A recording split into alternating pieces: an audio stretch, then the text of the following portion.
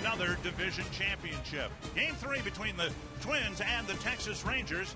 And the Rangers right now in control of the American League West, as they have been almost all year long. A 6-game lead over Oakland as we begin play today. And we welcome you to Arlington, Texas. I'm Dick Bramer. At the beginning of the year, the Rangers thought they had perhaps the deepest rotation in all of baseball. But like everyone else, they've suffered some injuries along the way. And since they have designs on getting back to the World Series and winning it this time, they picked up a couple of National League veteran starting pitchers. And Mitch Williams, so far, the results have been kind of mixed. Well, they've been mixed, Dick. Yes, these two guys, Oswalt and Dempster, have spent their entire careers in the National League where there's a pitcher hitting. They don't have the luxury of looking down that lineup card now and seeing a pitcher come to the plate. They have to face 9 hitters. Both of them have done marginal. I'll be honest. They've given up a lot of hits. Both of their ERAs are around 6.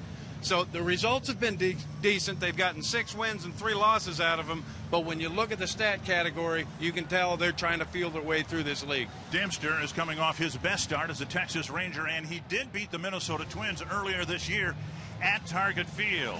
It'll be Josh Hamilton and Josh Willingham in the middle of the lineups this afternoon as the Rangers and the Twins play on in Game 3 of their 4-game series.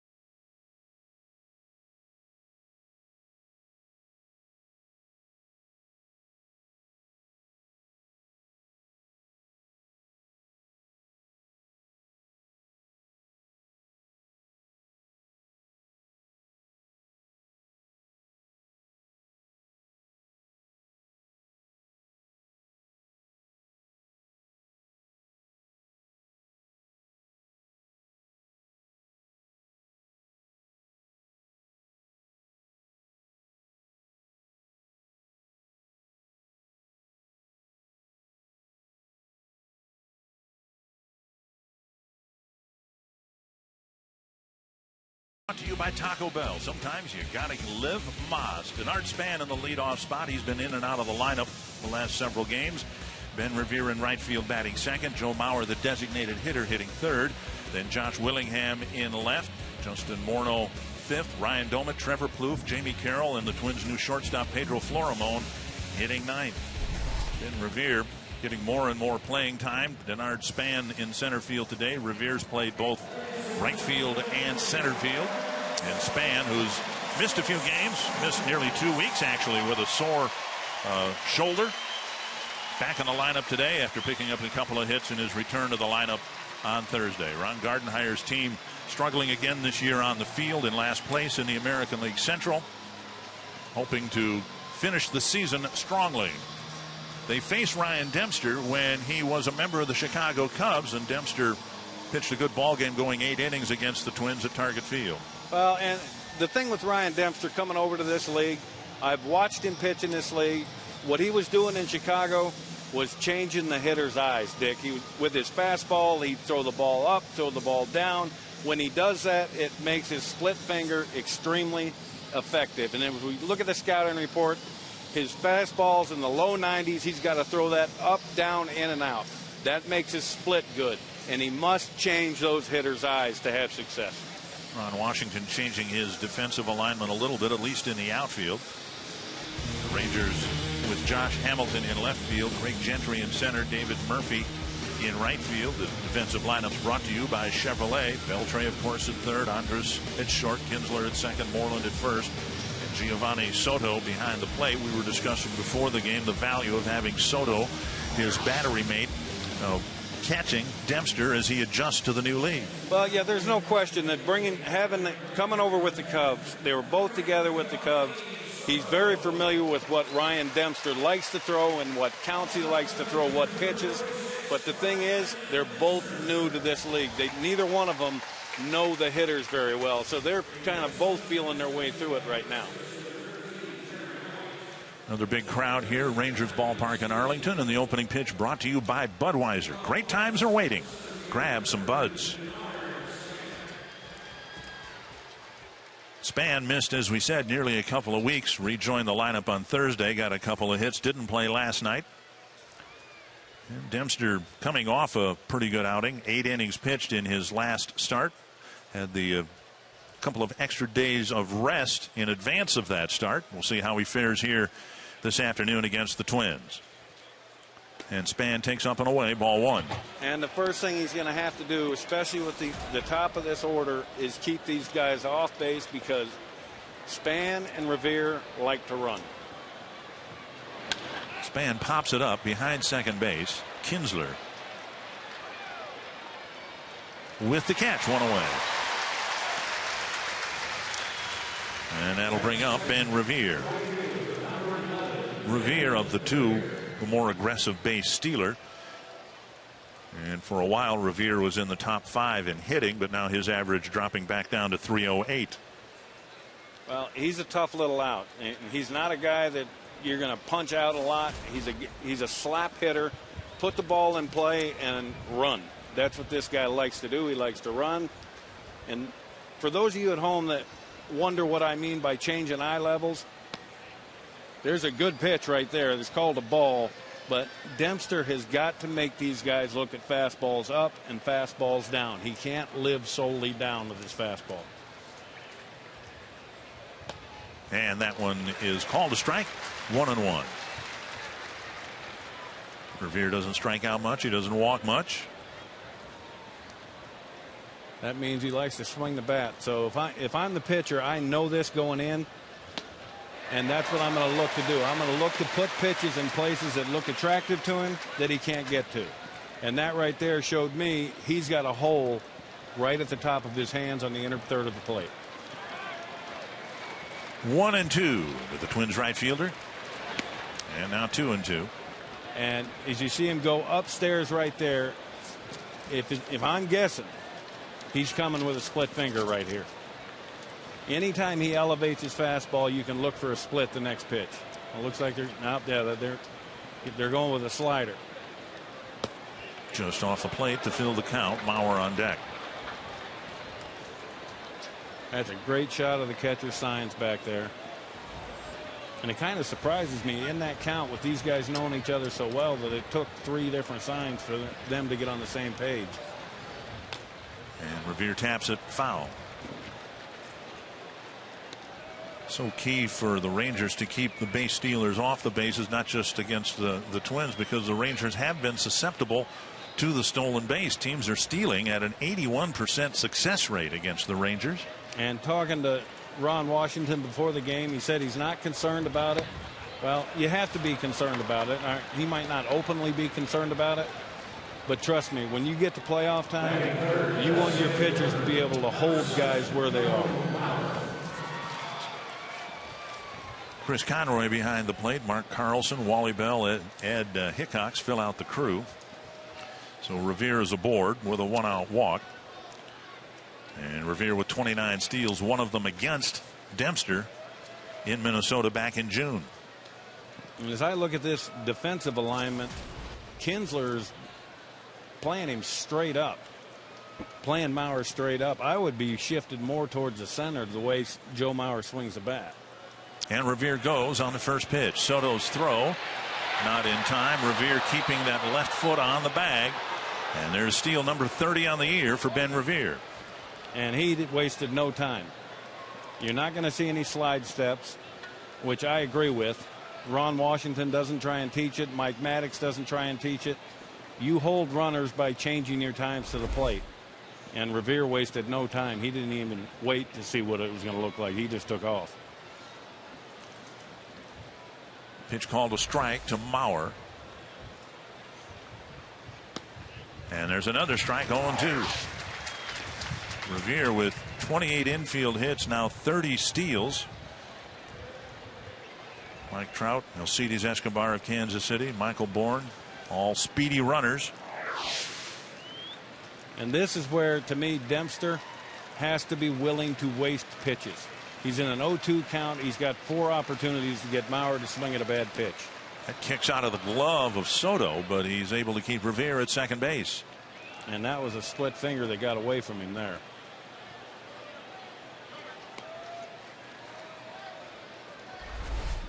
We look here, that's a split. And you can actually see Soto was looking at Revere at second base. That's why that ball popped out of his glove. 1-2 to Mauer. Driven to center field. Retreating is Gentry. On the edge of the track, he makes the catch. Revere retreating to second base. And he'll advance to third, 2 away.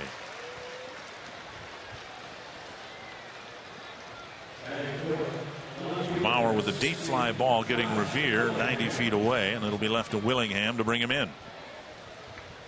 Willingham missed the last couple of games, fell asleep on the plane ride to Texas from Oakland, and could not rotate his neck, and was held out of the lineup the last 2 days.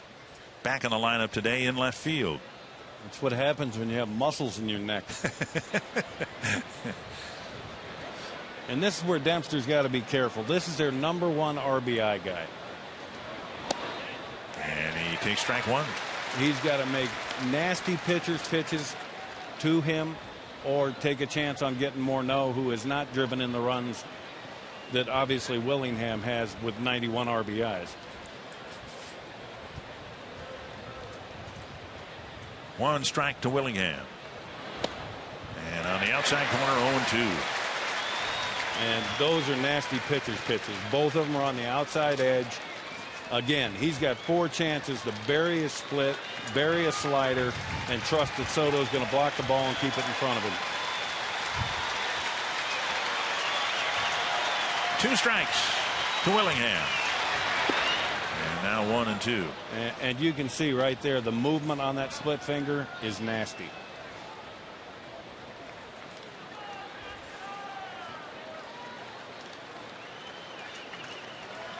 Nothing for nothing, Dick. I'm throwing him 4 straight. You can see Willingham right there. He's a strong individual.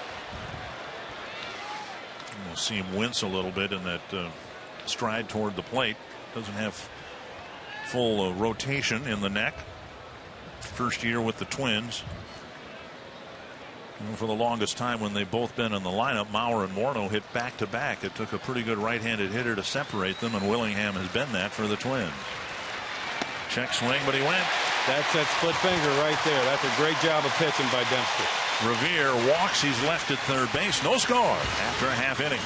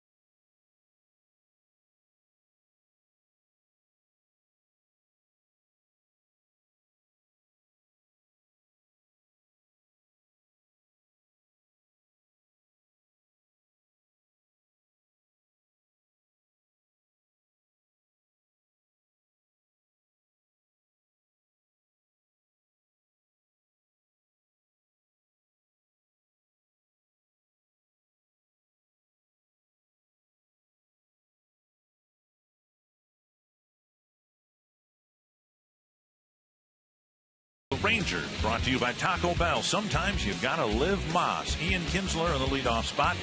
Elvis Andrus hitting second. Josh Hamilton third.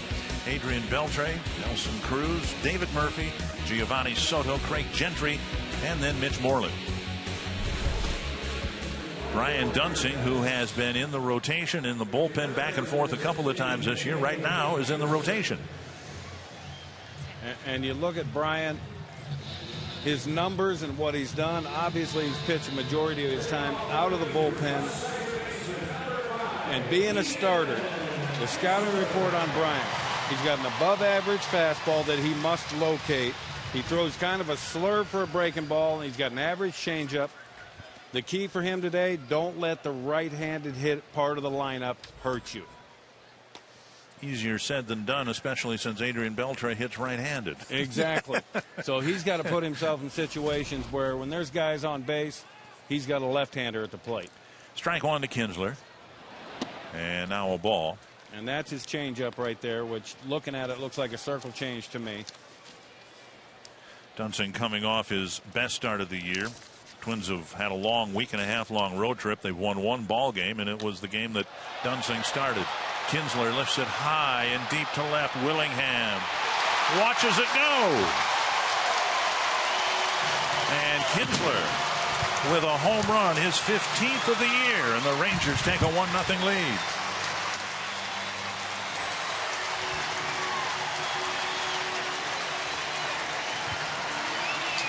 You know, when we look at that right there, he starts in with a fastball for a strike, comes back with a changeup, misses badly, goes right back. Kinsler's sitting fastball, and he couldn't have gotten it in a better spot for a hitter. So much for not letting the right-handed part of the order hurt you. Here comes another one, Elvis Andrus.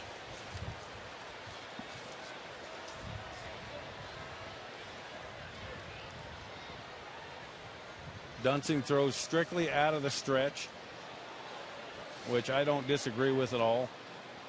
I mean, a windup should be a stretch with a step.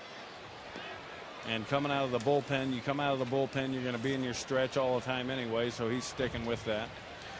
He had made one start where he tried to use the full windup. He walked the leadoff batter, and that was the end of that. And Rick Anderson says he doesn't care. Dunsing isn't an overpowering pitcher. It's not like he's going to lose a couple extra miles per hour by shortening his delivery. Fouled away. 2 strikes. Oh, and Yu Darvish for the Rangers. He starts the game in the stretch, throws the entire game out of the stretch. And I agree with that. I teach young kids. I won't let any young kids that I deal with throw out of a windup because it gets too many of them. It gets them their lower half moving down the mound too quick. Their arm can't catch up.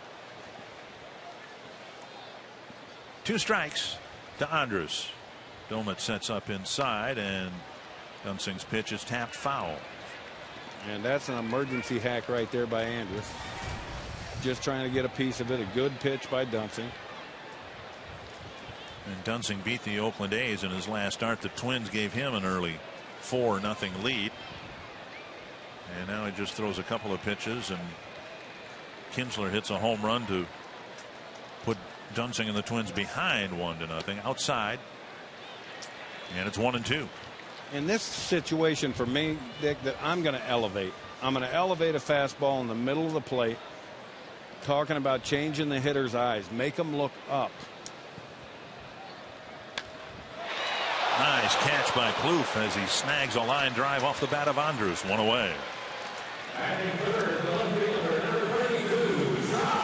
defensive lineup's brought to you by Chevrolet. Willingham in left, Span in center, Ben Revere in right. Plouffe at third. Florimone, the new shortstop, is in there up the middle with Jamie Carroll. Justin Morneau at first. Ryan Domet behind the plate. And Willingham, as we said, missed the first couple of games of this series. Span has been out for most of the last 2 weeks. 1 gone. Here's Josh Hamilton. Breaking ball down and away. Ball 1. And I was going to say it would shock me if Dunsing started Hamilton off with a fastball, knowing his tendency to swing at the first pitch. Swing and a miss. 1-1. And that right there is a pitch that I'm sure Hamilton would love to have another crack at. We look at this fastball. It's inner third. Catcher set up away, and he misses on the inner third of the plate. That's a mistake that he got away with. A breaking pitch down and away gets another swing and a miss. As we look at this last breaking pitch, this is what Josh Hamilton. Josh is a free swinger. So if I'm Brian Dunsing right here, I'm not going back to that breaking ball. I'm elevating the fastball up. Fastball just off the plate. Pretty good try right there. Rick Anderson told me yesterday, if you see Dunsing throwing 91, 92, he's in trouble. Dunsing needs to top out where he did on that pitch, right around 90. He has much better command. There's a check swing, no swing. And it's 3-2. Much better command of his fastball at 88, 89, 90 than anything above that. Well, anything you can command is the better way to go. And you see right there, he didn't swing. And everyone argues on this. To me, a swing is when the bat is out in front of the plate. Driven hard to right center. Off the base of the fence. Revere with the retrieve. Hamilton with a double. So everything has been hit right on the button so far in this first inning against Brian Dunsing. That tells me Brian's got to start changing speeds more. As we look at the swing of Josh Hamilton, this is what makes him special. They go back to a fastball, which really surprised me. But you're not going to get away with 2 fastballs on the inner third and have him missing. Yeah, that looked like that was the same pitch in the same spot as strike 1. Exactly. Well, here's Beltre. And he has had a remarkable week. You could throw him the rosin bag right now, and he might get a double.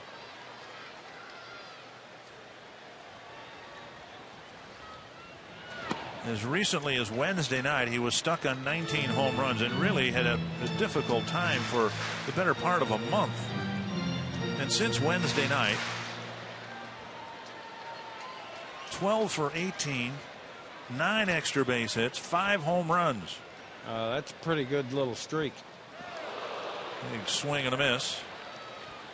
He started him with a changeup, missed with it, and came back with something else off speed. Good job right there of Dunsing recognizing I cannot follow up an off-speed pitch with a fastball every time, or he's going to get pummeled by this lineup. 1-1 to Beltre.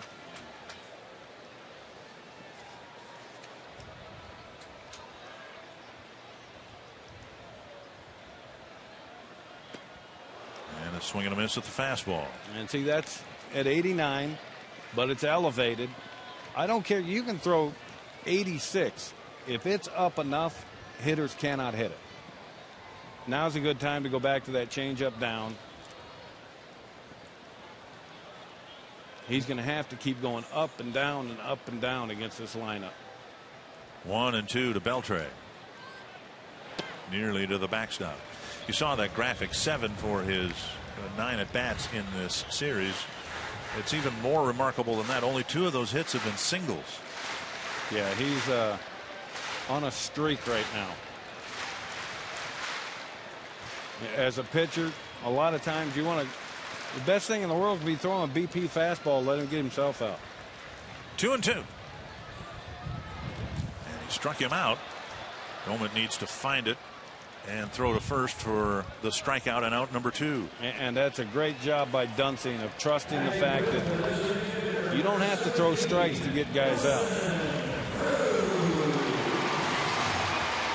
And we talked before the game, Dick, about Domet and how he is so effective at blocking the ball and keeping the ball in front of him. In order to throw that pitch, you have to trust that your catcher is going to keep it in front of him. And you're saying that as someone who threw a few pitches in the dirt yourself? No. I was easy to catch, honestly. I didn't throw the ball in the dirt. I threw the ball to the backstop a lot, but I never threw it in the dirt.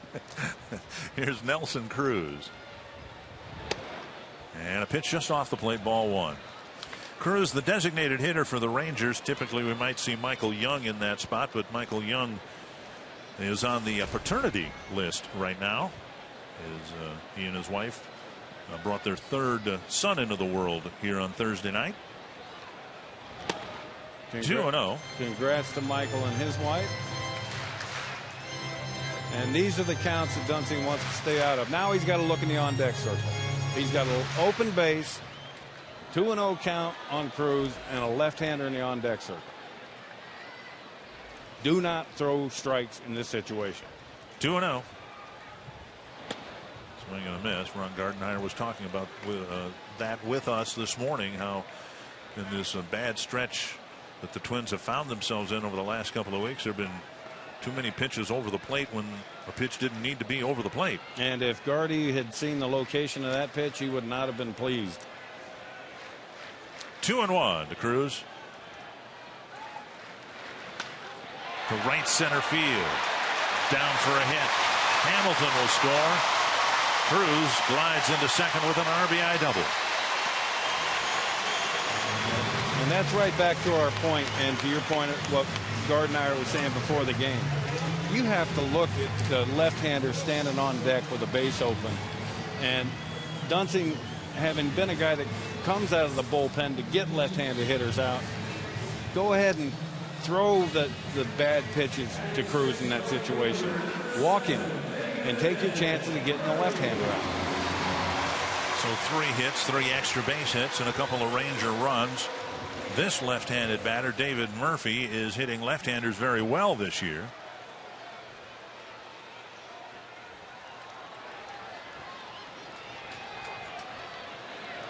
And next week at this time, Murphy might find himself in the top 10 in the league in hitting. Just 5 plate appearances short of having enough. He's become an everyday outfielder for Ron Washington because he's hit left-handers so well this year. Well, and you look at his on-base percentage at .394. That's a pretty good clip right there. Foul back. And 2 strikes to Murphy. And now this is where Dunsing has got to trust that breaking ball and throw the same breaking ball he threw to Beltre. Not only is Murphy holding his own against lefties, which is all the Rangers ever have really wanted from him, he's hitting them at a .400 clip. Yeah, that's pretty solid, and that will get you put in the lineup every day. 2 strikes as Dunsing tries to get off the mound. This is his 26th pitch of the first inning, and the fastball gets him. So the Rangers knocking the cover off the ball again. Kinsler with a home run. Hamilton and Cruz with doubles, and a quick 2-0 start for the Rangers.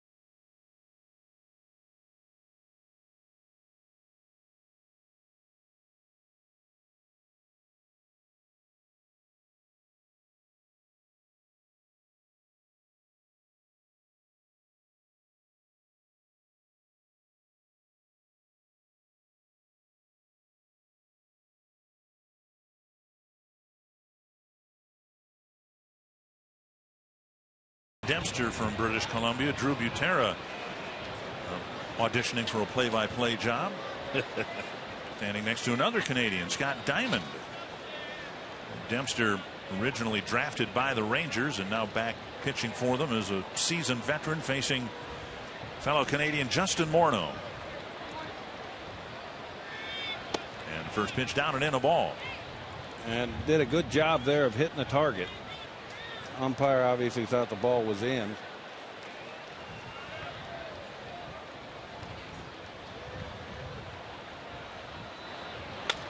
Driven down the right field line near the pole. And just foul. Morneau carrying his bat 2/3 of the way with him down the baseline. He got jammed on that ball and hit it out.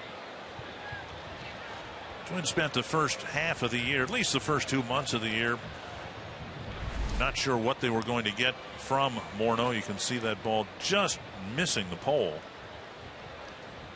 Morneau spent a lot of time in the first half of the year in the DH spot, spent some time at first base, struggled particularly against left-handers. Swing and a miss, 1-2. Good breaking ball there by Dempster. Now what they've seen from Morneau in the second half, something that more closely resembles what he had given them before his problems with the concussion. Well, it's an odd thing when you sit back and look at it. The amount of time that he missed with the concussion syndrome It's hard for anyone to understand that hasn't had a concussion, but it had to be a horrible thing for him to go through. Not being able to play, the dizziness.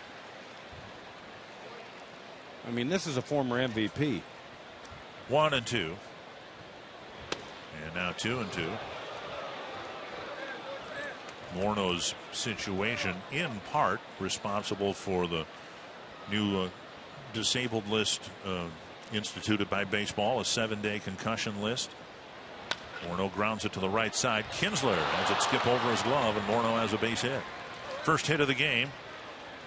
Last night, Twins didn't get their first hit of the game until the 7th inning. Catcher Drew Butera wearing a microphone for us today. And you see that was a really good job of hitting by Morneau. 2 strikes, not looking to hit the ball out of the ballpark, looking to protect, put the ball in play. Dempster made a good pitch. Here's Ryan Domit. Mentioned it in passing a moment ago. The Twins didn't get a hit last night till the 7th inning. Matt Harrison was outstanding. And it looked like we might truly have an historic night here with a no-hitter and a guy hitting for the cycle. Twins finally broke up the no-hitter, but Matt Harrison will join us in a couple of innings from the Texas dugout. 1 strike as Beltre looks on from third base.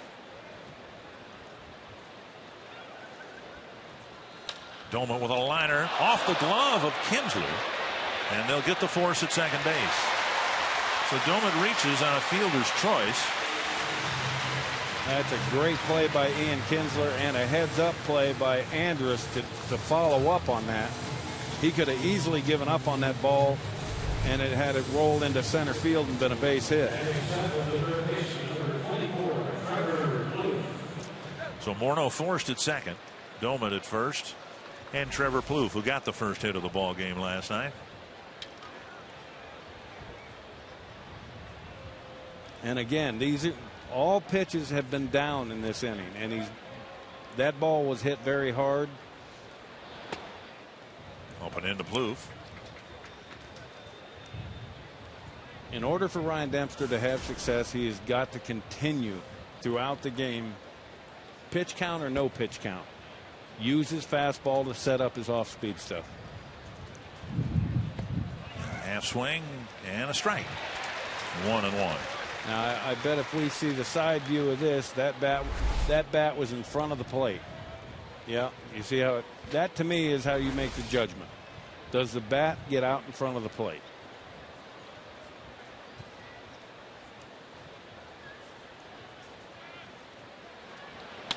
Driven to right center field. Chased by Gentry. And a catch near the edge of the track. Domit retreats to first, 2 away. Today's game presented by Budweiser is sponsored by Taco Bell. Sometimes you gotta live Moss. And by Jeep.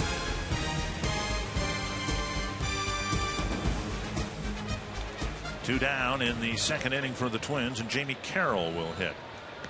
And we just looked at that shot of the stadium and the flags blowing in from right field. That's very deceiving in this stadium, because with the flags blowing in from right, that means it's a jet stream to right center. And Carroll takes a strike.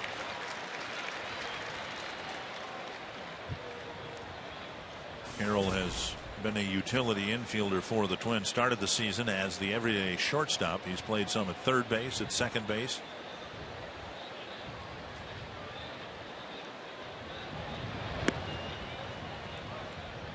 Doesn't offer at the breaking ball there by Dempster. Last couple of years Carroll was with the Dodgers, and it sure sounds like the Dodgers are going to have another former Twin as part of their infield mix. Nick Punto going from the Red Sox to the Dodgers. Strike on the outside corner, and Carroll looks back in disbelief. 1-2. And in the American League, as a pitcher, you have to finish innings.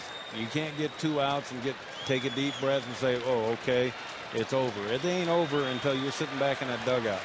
You got a 2-0 lead. This is where a shutdown inning has to happen. Good pitch right there. Carroll tied up. It's strike 3. The Twins get their first hit and leave a runner on. It's 2-0 Texas.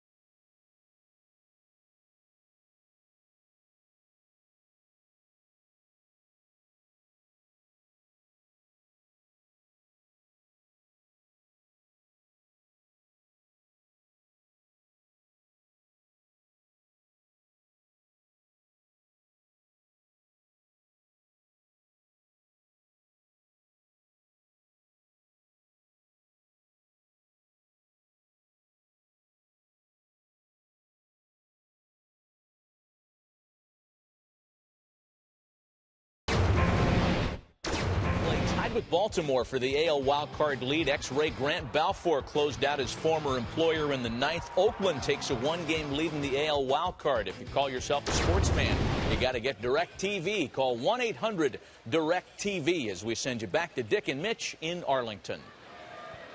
Well, thank you, Matt. Two great young pitching staffs in that series, the Tampa Bay Rays and Oakland A's. Outstanding pitching staffs. And the Rays, I think, are the ones that are the scariest in the American League right now because they've got all that pitching. The A's, I'm not so sure they can hold on with that youthful pitching. Heading into September, they're going to be young pitchers venturing into territory they've never been. Well, Oakland went to St. Petersburg and won that series 2-1. They're not playing tomorrow because of the political convention. Here's a grounder up the middle, a base hit for Soto. So a leadoff single, a 4th hit for the Rangers against Brian Dunsing. Dunsing put himself in another triple count, a hitter's count, 2-0. Had to come in with a strike. He did. Soto hit the ball firmly back up the middle. But this is what Brian Dunsing has to avoid with this lineup. You cannot pitch behind to the Texas Ranger lineup. They feast on fastballs in the middle of the plate. Craig Gentry will hit with Soto aboard, nobody out. And he takes strike 1, threatening to bunt. And that right there for people watching at home is Gentry just trying to get a read on what Plouffe at third base, where he's going to be playing him.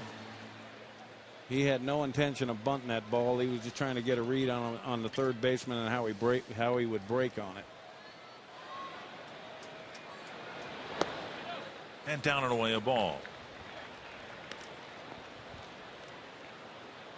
Gentry and then Mitch Moreland. The Ranger starter Ryan Dempster, going back to last year, had a stretch with the Cubs of 18 starts without a win, mainly because he didn't get much run support. I was talking with him yesterday, and he said, look at the lineup I get to pitch for. Yeah. You've got Gentry hitting .313. He's the 8th place hitter. And Mitch Moreland, who'd hit in the middle of the lineup just about everywhere else in the American League, is hitting 9th in the Texas lineup. And that's the thing about this lineup. Mitch Moreland, the 9-hole hitter, can hit the ball in the upper deck. When I played in the American League, the 9-hole hitter was normally the second baseman. Great stop at second by Jamie Carroll, but he can't recover. Then he throws the ball in front of the Texas dugout. Both runners will advance. Carroll had it. It rolled out of his glove, and with Gentry streaking up the first baseline, Carroll hurried his throw, and it'll be a hit for Gentry and an error on the Twins' second baseman.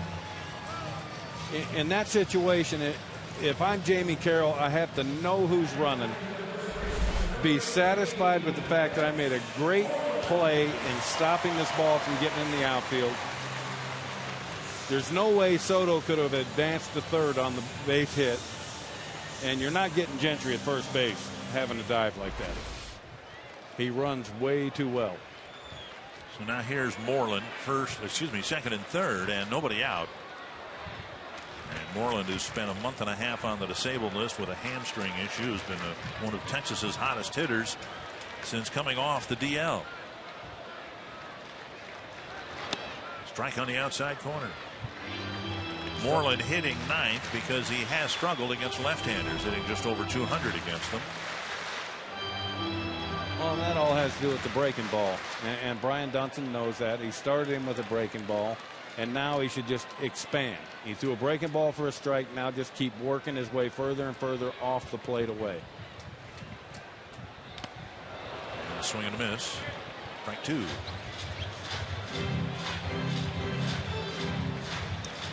See Moreland hitting right-handers 100 points better than lefties. And Dunson just needs to get some outs here. He's already behind 2-0, completing his first trip through the Texas lineup, and he's only retired 3 batters. He should not throw another strike in this at bat. Moreland will chase something out of the zone. Not that one. It's 1 and 2. Well, he's got to keep going out there. You stay out of the strike zone.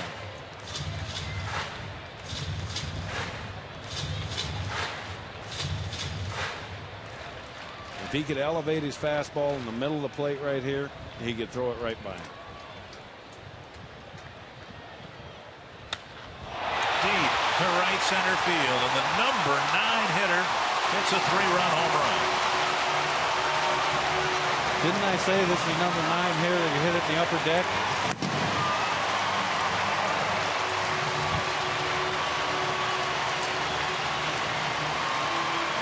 On a 1-2 pitch, Moreland with his 14th of the year, and it's 5-0 Texas. That to me just doesn't make a lot of sense. It really doesn't. I mean, that's a fastball to Mitch Moreland in a 1-2 count that is middle. It's really the only pitch he has a chance at hitting. Second Ranger home run, and the first time through the Texas lineup. It's as it has been a lot lately, a very productive first trip through the lineup for the Rangers. 5 runs on the board. We look at that swing of Mitch Moreland's. My goodness. I mean, that's just, it's a great swing, but with that kind of pitch, that's what should happen with it. And a strike, 1-1 to Kinsler, who started the game for the Rangers with a home run to left. Kinsler's home run just barely made it over the wall and left. Moreland's home run looked like it was about a third of the way up into the upper deck. Again, he's ahead 1-2. He's got to trust the fact that these big league hitters will swing at balls in the dirt, will swing at balls up out of the zone. And outside a ball. 2-1. Excuse me, 2-2. And you can't give in right here if you're Brian Dunston. You've got to continue to try and make pitches.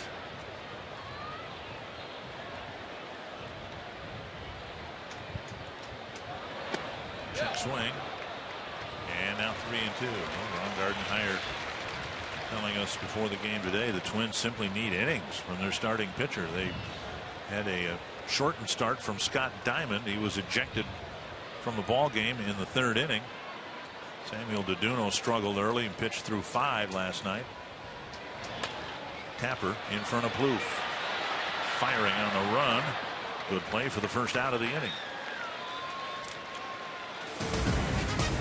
Fox Saturday Baseball is presented by Bud Light Lime. Summer is calling.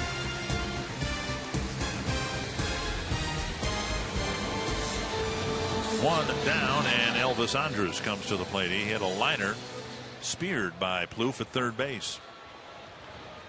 3rd game of this series, and in each of the first 2 games, and for 3 games in a row, the Rangers have put up a really crooked number, 5 or more runs. Hopper up the middle and into center field. Andrus is aboard with a 1-out single. And the Rangers have done that to everybody in both leagues. 25 times this year. They've scored 5 or more runs in an inning. Well, I'll be honest. I've said it before. I'd rather walk in a lion's den in a pork chop suit to face this Ranger lineup. There's just no place in the lineup for the pitcher to take a breath. I mean, from 1 to 9, you just saw their number 9 hitter hit a ball in the upper deck. These guys all have the ability to hit. And so now Andrus is aboard, and Hamilton will hit. Asked Rick Anderson the other day what it will take for Dunsing to turn the corner and become an effective starting pitcher, and he talked about changing speeds, having command of his changeup. And that's the truth. We've seen him throw probably 4 or 5 changeups today. None of them have been close. They've all been way off the plate away. He's got to get to a point where his changeup delivery looks just like his fastball delivery, and it all comes down to trust. You grip the ball with your changeup grip and throw a fastball and trust that the velocity is going to come off it. Swing and a miss by Hamilton. Took him a while because it was hit so far, but they finally measured Moreland's home run. 463 feet, the 3rd longest home run in the history of this ballpark. It was crushed. 1 strike to Hamilton. Half swing. And strike 2.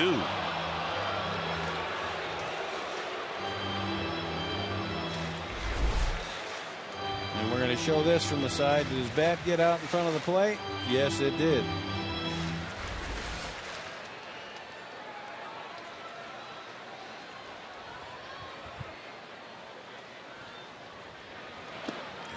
Domet glides to his left and makes the block. 1-2.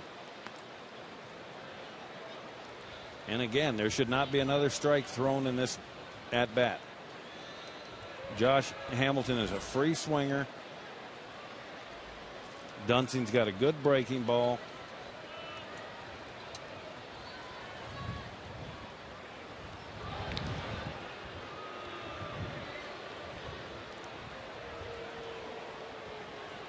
One and 2 to Hamilton. Hamilton with a double his first time up. He's got a career high in home runs this year, 34. The runner goes. It's outside. Domet's throw right on the bag. Florimon with the tag, and that's out number 2. That's a great job by Domet right there. Really quick feet, a really quick release, and Andrus did not get a good jump off first base. Breaking ball wide of the plate, and Domet is able to deliver a perfect throw to get Andrus. 2-2 to Hamilton. And Dunsing strikes him out to end the inning, but 3 hits to start the inning, and one of the longest home runs ever hit here.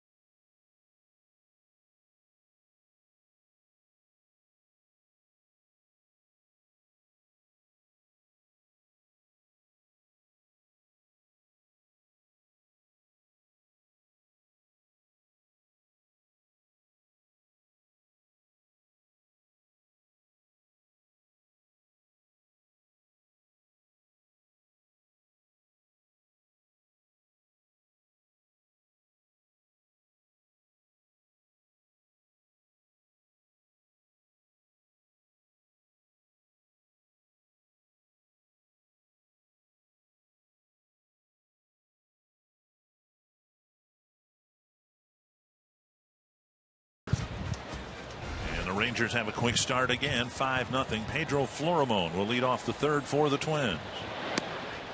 Strike one. Twins, as we mentioned before, started the season with Jamie Carroll as their everyday shortstop. Then they went with Brian Dozier through the middle months of the summer, and now Florimon getting an extended look.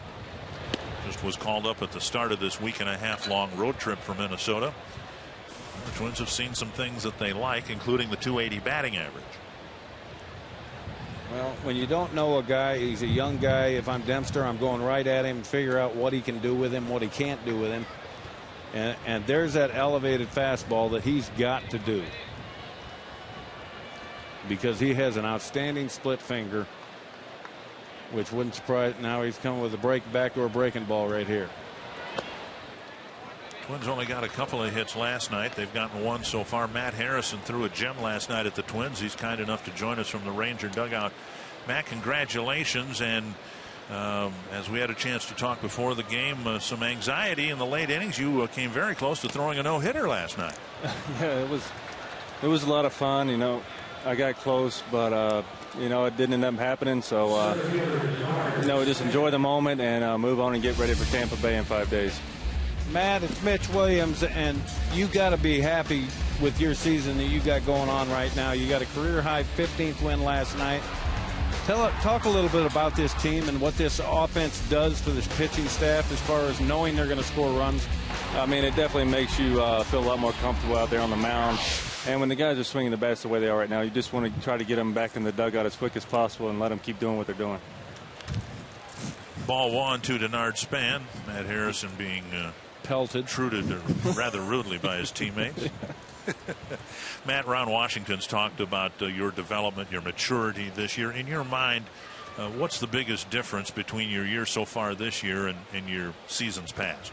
I think just a mental approach, and I've done a lot of work with our team psychologist Don Kalkstein, and he got me on a routine, and we started slow, but you know, we started to pick things up here in the last few outings, getting more in depth into the mental part of the game and how to approach each start and approach each pitch. So he's done a great job with helping me out with that, and you know, of course, with the pitching coaches, them getting me on a good routine and making sure I'm prepared for each start, and the way they you know, got me into a good tempo to go out there and make pitches each at bat. So.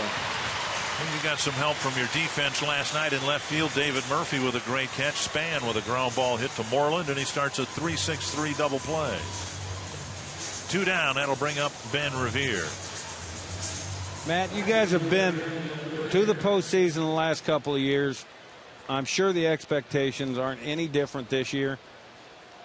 Was it different last year with a little more experience going into that postseason? I think so. I mean, we definitely had a better showing in the World Series last year, and you know, and we were very close. It didn't happen though, and I think, you know, you get that close to something like that and winning a championship, it only makes you want to get back there and get things done this time. And I think we definitely have the ball club to get back there again. So. Revere taking a strike, now a ball, 1-1. Revere with a walk. He stole second base and was left at third in the first inning. This is where, as I said earlier, Ryan Dempster has to realize the inning is not over and bear down and get this third out and get his hitters, like Matt was saying, back in the dugouts with the bats in their hands. Foul ball. Matt Harrison last night. Adrian Beltre got hit for the cycle for you, but then 4 years before he hit for the cycle as a member of the Mariners with a lot of the damage done against you. Do you remember much about that game? I didn't know it was against me, but I knew I'd given up a home run when I was pitching against him when he was with Seattle. And I mean, the guy's a great hitter, and when the guy gets hot, you know, it's a lot of fun to watch. And he was pretty much a one-man wrecking crew at the plate last night. And you know, I'm just glad, and he's on our side now doing that same thing. And giving you Gold Glove caliber defense at third base as well. The defense has been unbelievable, and I wouldn't be here right now where I'm at if it wasn't for these guys behind me. So. 2-2 to Ben Revere with 2 gone in the third inning, and Revere lifts it foul and out of play. Talk a little bit about that, Matt, and the confidence in knowing that you can make pitches that you want to make and being able to count on the fielders to make the plays. I think it was the biggest thing I learned was just to start pitching to contact and make the guys swing the bat. I'm not a guy that goes out there and tries to strike guys out. So more times than not, they're putting the balls in play, and I get a lot of ground balls. So when you got, a guy like Beltre, Elvis, Kinsler, and, Moreland over there, and I mean, they switch them up sometimes, but when the ball's put in play, they're going to make the plays 99% of the time. And when we got the outfield, one of the best outfields in the game, the guys can run down some balls. And it definitely gives you more confidence to know that that type of defense behind you and makes you want to be more aggressive and make them put the ball in play. Revere with another foul over the Twins dugout, still 3-2. Matt Harrison, physically, you feel strong, ready to go for the final weeks of the regular season and the probable postseason? Definitely feeling a lot stronger than I did at this point last year. Hit a little fatigue in August last year, and I guess it was just a learning experience for me. And having that first full season on my belt has definitely helped me out a lot this year. And approaching the last couple months of the season and going for that playoff run right now as we are, and making sure I keep my legs underneath me. Revere with a pop-up to short. Andrus with the catch. Matt Harrison, congratulations on the no-hit bid last night. Thanks for your time today. All right, Thank you, Matt. Thank you.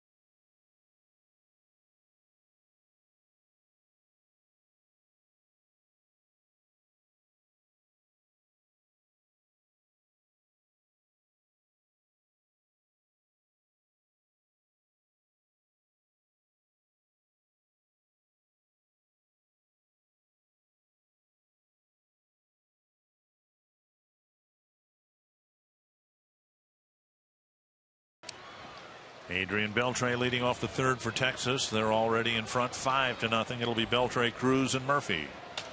Off the end of the bat. Might have cracked his bat. 1 strike. An incredible week for Beltre. Last night hitting for the cycle. And we showed you it was his second cycle performance. And let's go to the very beginning of Beltre's career. And he hits a line drive down the line. A diving attempt. The ball gets away from Erstad.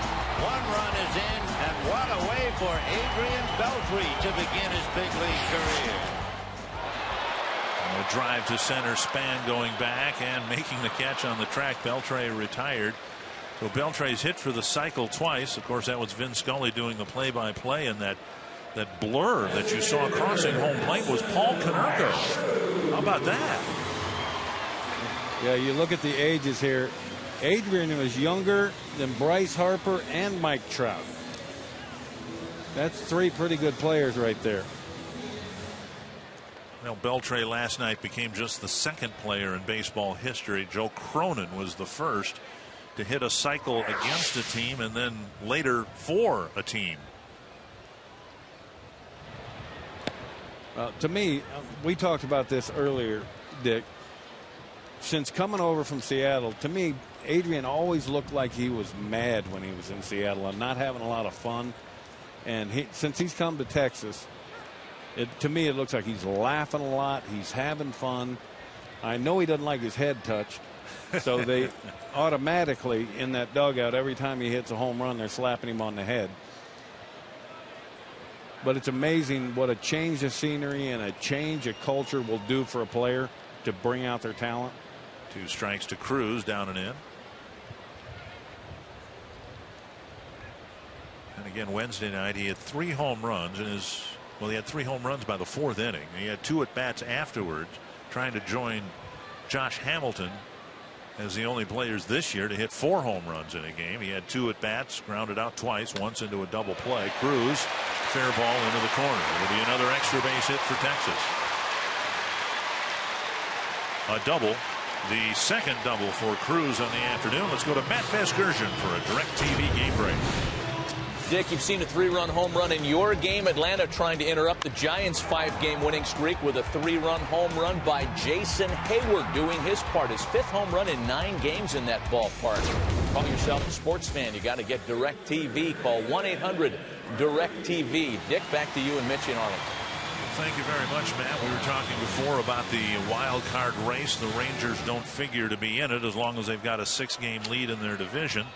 The A's still think they can catch and take down the Rangers, but Rangers have had a comfortable lead in the West pretty much all year long. But, you know, the wild card races, there's going to be 2 teams now going in, and it's going to be fascinating for baseball. But then the game itself, the single game itself, is going to be played, and somebody's going to be sent home after just 1 playoff game. Yeah, and it's an interesting I like the format.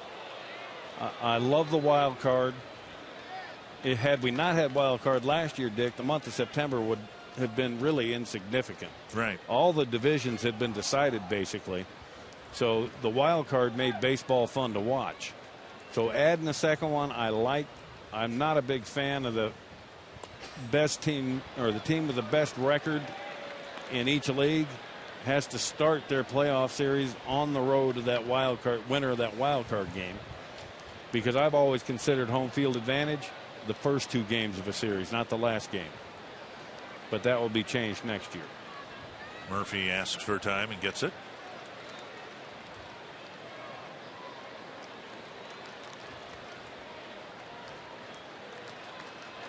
Two and one to Murphy. And Murph has one job here. He needs to hit the ball to the right side and get the runner over to third base. 2 and 2.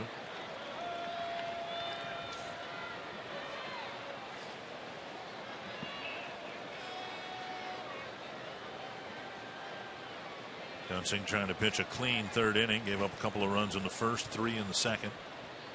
Cruz at second.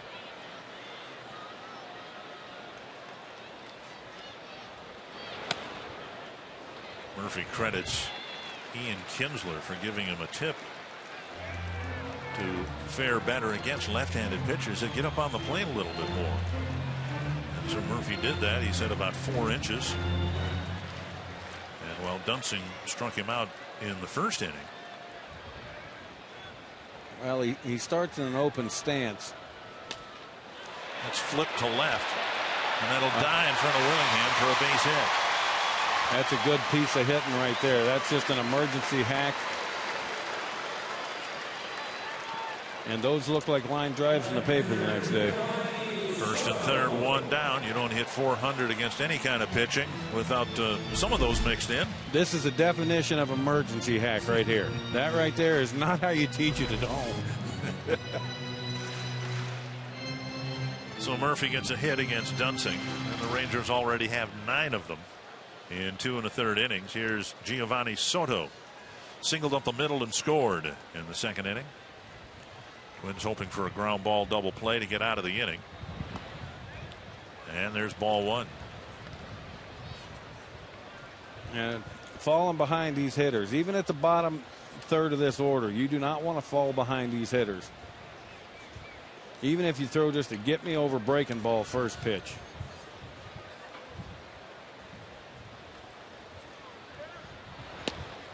And that clips the corner. And that right there is just a get me over breaking ball. And Dunsing can do that with right-handed hitters. No hitter wants to hit a breaking ball first pitch. So they're going to take them more times than not.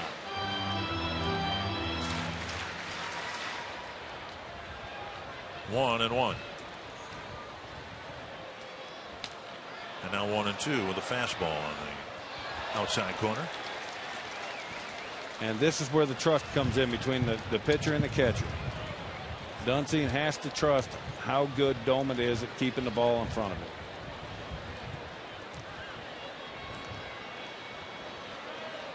Steve Little, the third base coach, giving some signals behind Ron Gardenhire. They're going fastball in. Down the line, but foul.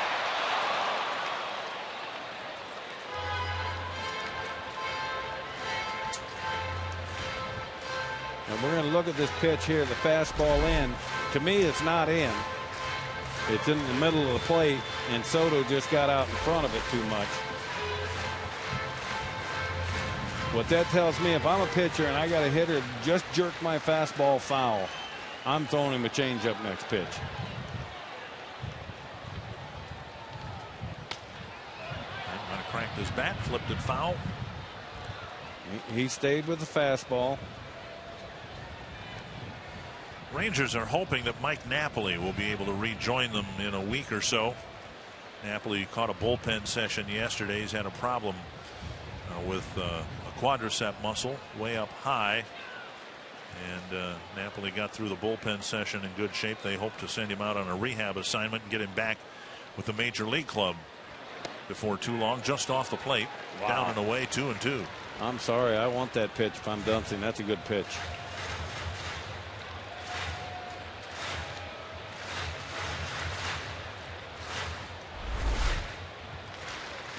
You look at this breaking ball right here. I mean, Doman let the ball carry his glove down a little bit, but that's a pretty good pitch. And now 3-2.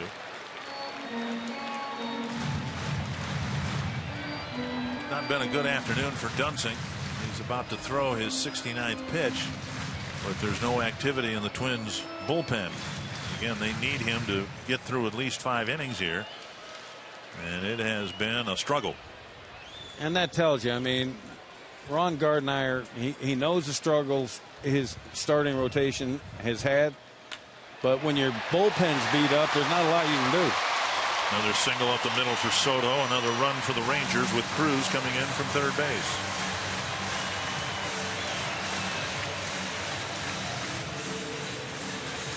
Next Saturday, college football comes to Fox as Aaron Andrews, Eddie George, and Joey Harrington will get you ready for kickoff with the Ford Fox College Saturday pregame. Then Heisman Trophy frontrunner Matt Barkley and #1 ranked USC take their first step on the road to a national championship as they take on Hawaii. The premiere of Fox College Football presented by Geico next Saturday at 7 p.m. Eastern, 4 p.m. Pacific. 10 hits, 6 runs for the Rangers already. Craig Gentry at the plate. He singled and scored last inning. Well, if you're Brian Dunsing right now, I've been in this situation. It seems like it doesn't matter what you throw or where you throw it, they're going to hit it. And it's going to find a place to land. Gentry sent one toward right field. It was cut off by Carroll. It rolled out of his glove, and then Carroll threw it wildly for an error. And then Moreland hit his mammoth home run. Over the inside corner, 1-1.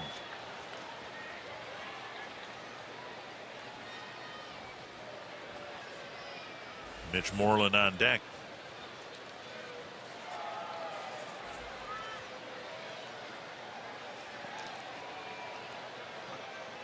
Plouffe is playing way back at third. And Gentry is not scared to drag bunt. 2-1. Which wouldn't be a really good play right here. I mean, you got a left-hander on deck, but he did hit a 460-something foot homer. Alex Burnett getting a third inning call. Twins cut back to 12 pitchers for a few days. They were able to do that. Then the diamond ejection in the third inning here 2 nights ago. And the anticipated need for relief help for the rest of this series.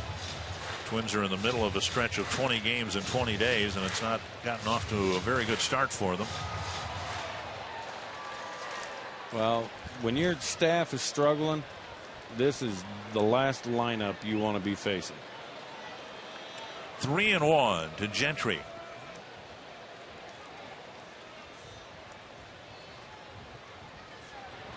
And he missed low, and they're loaded up now for Moreland.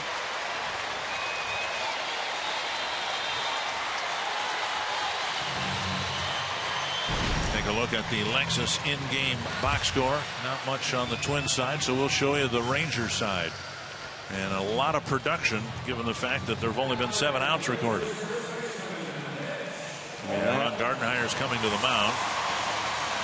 And he may be forced to do something he was hoping he wouldn't have to do, and that is have his bullpen take over most of the game again here today. A disappointing outing for Brian Dunsing as he leaves with 1 out in the third.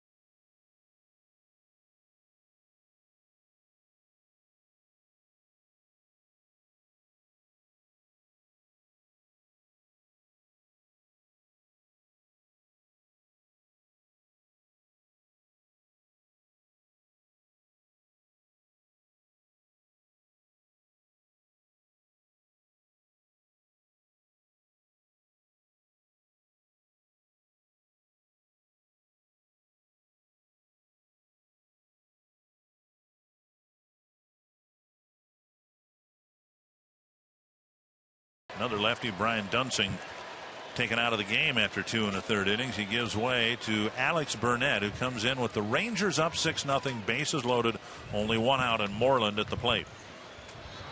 Breaking ball over for strike 1.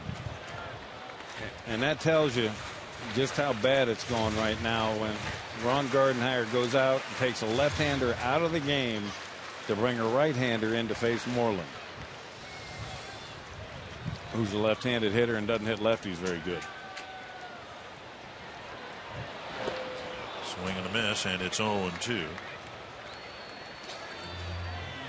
Burnett's been one of Minnesota's best pitchers the last couple of years with inherited runners, but you don't want to give him too many opportunities with 3 inherited runners. No, and that right there, burying that breaking ball and knowing that Domit's going to keep it in front, that's what has to happen. 2 strikes. Half swing, I think he went. Strike 3, and Burnett gets the second out, striking out Moreland.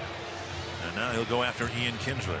And that's exactly what he needed. If you're not going to get a double play ball, you have to have the ability to punch somebody out in that situation if you have any chance at all of stranding these runners. Yep, look at where this ball is. And you got to see Domit. For any of you young catchers at home, that's how you block a baseball in the dirt. You tilt your chest forward because you want that ball to hit you and die, not kick off. Here's Kinsler, and there's ball 1.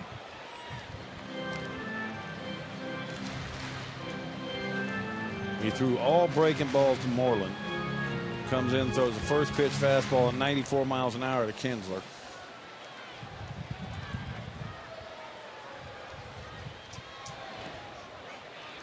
Fastball smothered in the dirt, and it's 2-0. Rangers have won 7 of the 8 games between these two teams this year.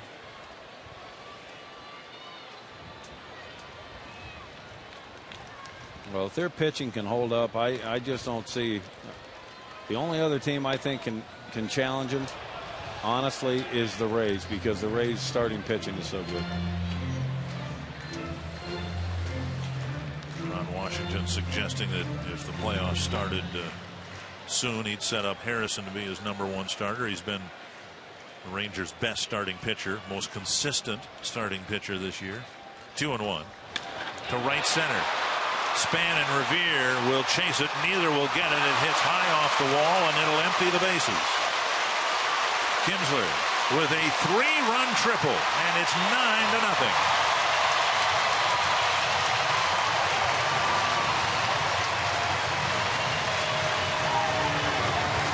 When it rains, it pours. And in this instance, all 3 inherited runners score.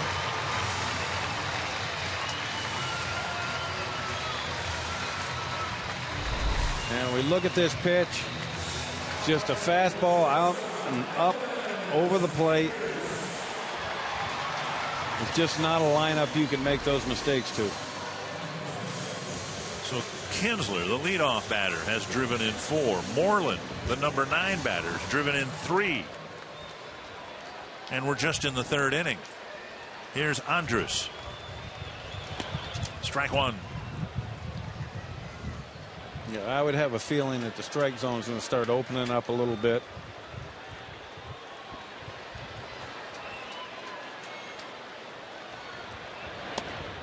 Down low, 1-1. Then again, I could be wrong.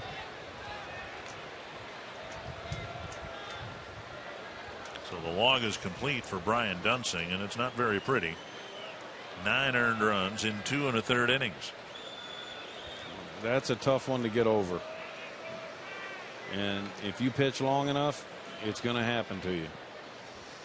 Coming off an outing where he pitched very well and got the win against the Oakland A's, giving up just 1 earned run in 6 innings. 2-1. And now a foul 2-2, and that got Domit in the bare hand, it looked like.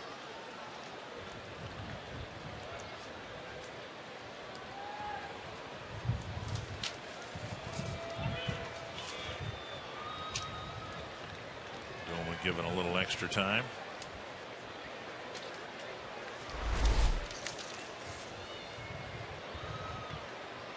I think he caught him on the left foot.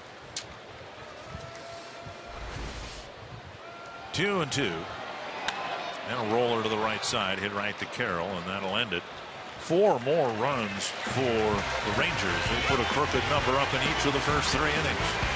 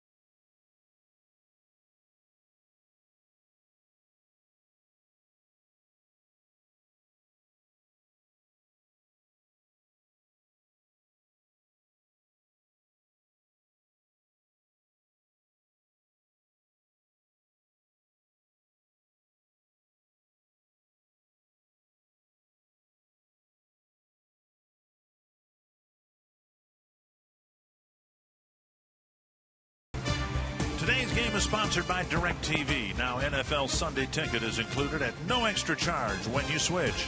And by Michelin, a better way forward. Statue of Nolan Ryan, who's in attendance for many of the games here at Rangers Ballpark in Arlington. Joe Mauer, Josh Willingham, Justin Morneau will lead things off for the Twins in the fourth, down by 9. 50th pitch of the ball game for Dempster. And ball one. Mauer with a fly to center field his first time up. Dempster coming off his best start as a Ranger, went 8 innings. Had a good breaking ball, retired the last 11 batters he faced. And he threw Mauer there a 1-0 split. So Dempster's not going to just give in. Okay, it's 9-0. I'm going to pitch his scoreboard. It can change in a hurry in this ballpark. So he's going to continue to try and make pitches. Up high, and it's 2-1. Soto comes out in front of home plate to clap his hands together and encourage his pitcher. Mauer, the designated hitter, he's not been an everyday catcher for the Twins this year. He's been a catcher primarily, first baseman occasionally, designated hitter occasionally. Joe not pleased with that last call. The ball looked like it was up and in. Umpire called it a strike.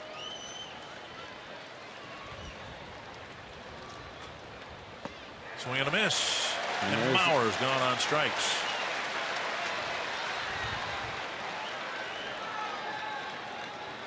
These are the line scores for the last two. 15 hits, 8 runs for the Rangers, 3 hits, no runs for the Twins.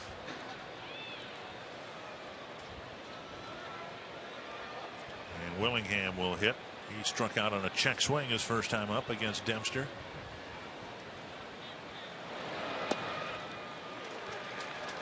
Twins were swept in Seattle at the start of this road trip, lost 2 of 3 to Oakland, and now are in grave danger of losing the first 3 of 4 here against Texas. And this has most definitely been one of the bright spots for the Twins this year is Josh Willingham. As you look at those numbers, 31 homers, 91 RBIs in a non-hitter's ballpark at Target Field. He's managed to hit home runs just fine there. To short center. And Gentry waits for the catch, out number 2. And this is how it goes sometimes. Like I was saying with Dunsing, everything he threw, they hit and found a spot to land right there. Dempster makes a mistake, leaves the ball up to a power hitter, and Willingham got himself out and popped it up to center. Twins only got a couple of hits last night, only 1 so far today. It came off the bat of Morneau. Kinsler had the ball hop over his glove into right field for a base hit. Down and in, ball 1.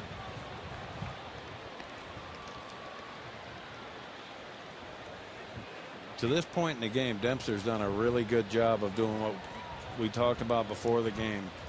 Going up and down, in and out. There's a deep drive to right, and Morneau has sent one way up into the upper deck. Moreland hit the 3rd longest home run here at Rangers Ballpark in Arlington, and he might have been leapfrogged by Morneau on that blast. Halfway up the upper deck. The tail of the tape on that one's just going to come back far. And a fan gave the ball back. 17th home run of the year for Morneau and his 60th run batted in. When we look at this, falling behind a hitter like that, elevated fastball in the middle of the plate, I think Joe knew he got it. And look at where this ball lands.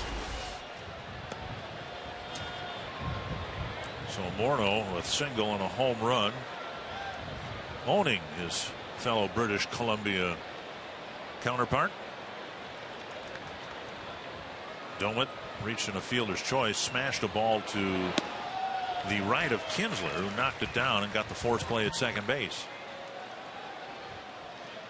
And this is where Dempster needs to bear down. See Morneau climbing the charts in Twins history. And Domet flares it down the left field line. That'll land in front of Hamilton for a hit. And Domet is aboard with a 2-out single. And there was 2 outs and nobody on, and they got a 2-out homer and now a 2-out single. And this is, the inning is not over till it's over. 9 runs is not that, I mean, it's a lot of runs, but in this ballpark, you can see how fast they can be scored. Only because we brought it up. Moreland's was measured at 463 feet.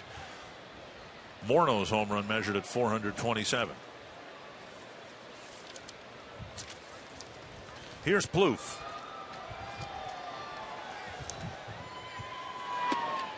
For better part of 2 weeks, Trevor Plouffe was the hottest home run hitter in all of baseball. Yeah, that was back in July when we did a game here. He was in the middle of that, I believe. Plouffe has been on the disabled list for several weeks with a thumb injury, but he has not homered now since July 3rd, stuck on 19 home runs. You can see 18 of the home runs in the middle part of the first half of the year.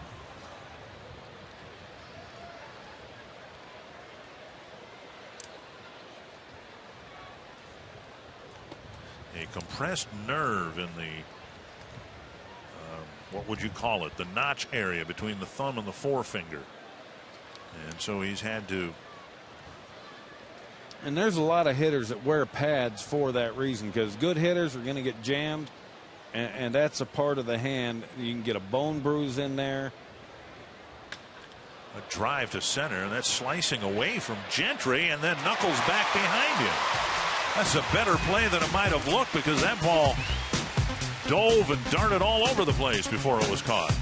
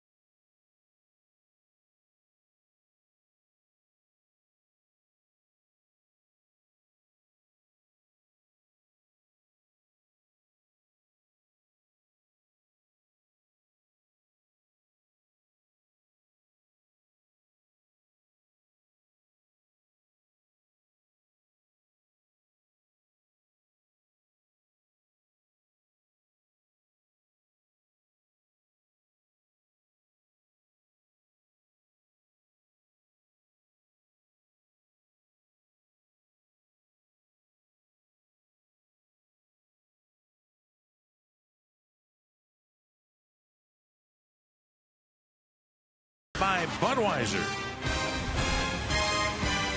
And Josh Hamilton facing Alex Burnett. Swing and a miss, strike one.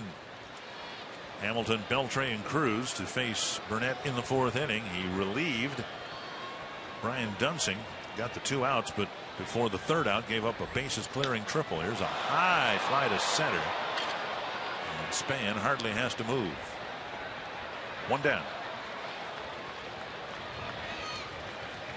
Here's our Twitter poll question. Which American League third baseman is most key to his team's success? The guy here in Texas, Adrian Beltre, Miguel Cabrera, Evan Longoria, or Alex Rodriguez? Well, I think the best fielding one is Beltre, but the most key to his team's success, hands down, Miguel Cabrera.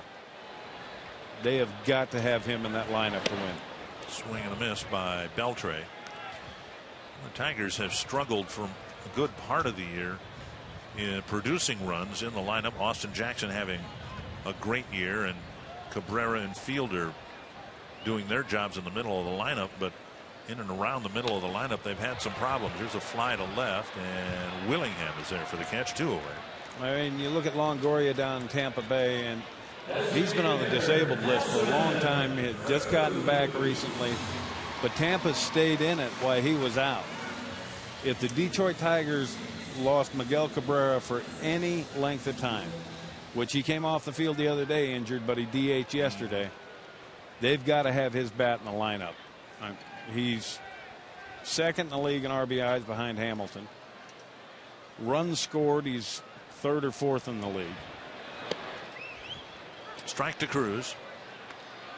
He doesn't carry the glove that those other 3 do, but that bat does a lot of damage.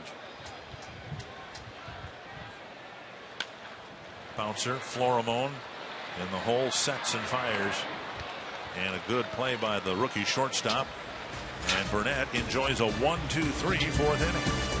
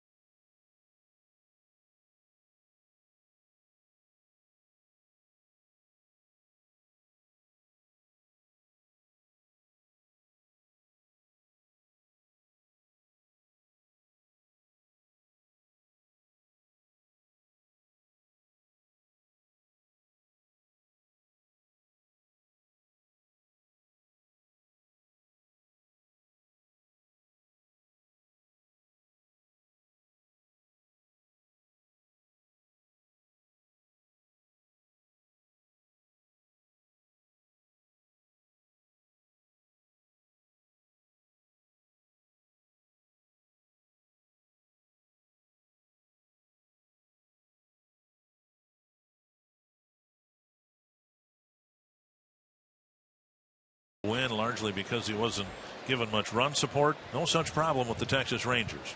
9 early runs and a 9-1 lead as he pitches to the Twins in the 5th. Oh yeah, and you look at it, he was 5-5 with the Cubs with a 2.25 ERA, and he's 2-1 here with a 6.04 ERA. Up and in to Jamie Carroll. He'll be followed by Florimone and Span. The Rangers have had some adversity, season-ending surgeries or injuries to Colby Lewis and Neftali Feliz. Well, the Rangers picked up a couple of veterans, signing Roy Oswalt. He started and won here on Thursday, and acquiring Dempster via a trade. Well, Dempster, we didn't know what was going on with him. There was talk about him going to the Dodgers, Atlanta, and then he finally ended up here in Texas. 2-1.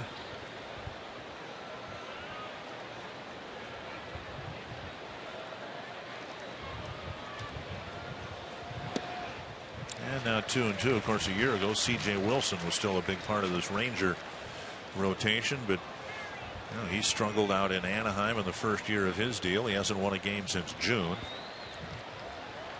Well, he started off 9-4, I believe. He's 9-9 now, and hasn't won a game in his last 11 starts. Carroll flaring one foul. Mike Maddox, very highly regarded pitching coach with the Texas Rangers. I had the privilege of playing with his younger brother, Greg. That is a fair ball down the line, and Carroll will scamper to second. He's got a double to start the 5th inning. And that'll bring up rookie shortstop Pedro Florimone. Thursday, a great play in the hole, snagging a line drive.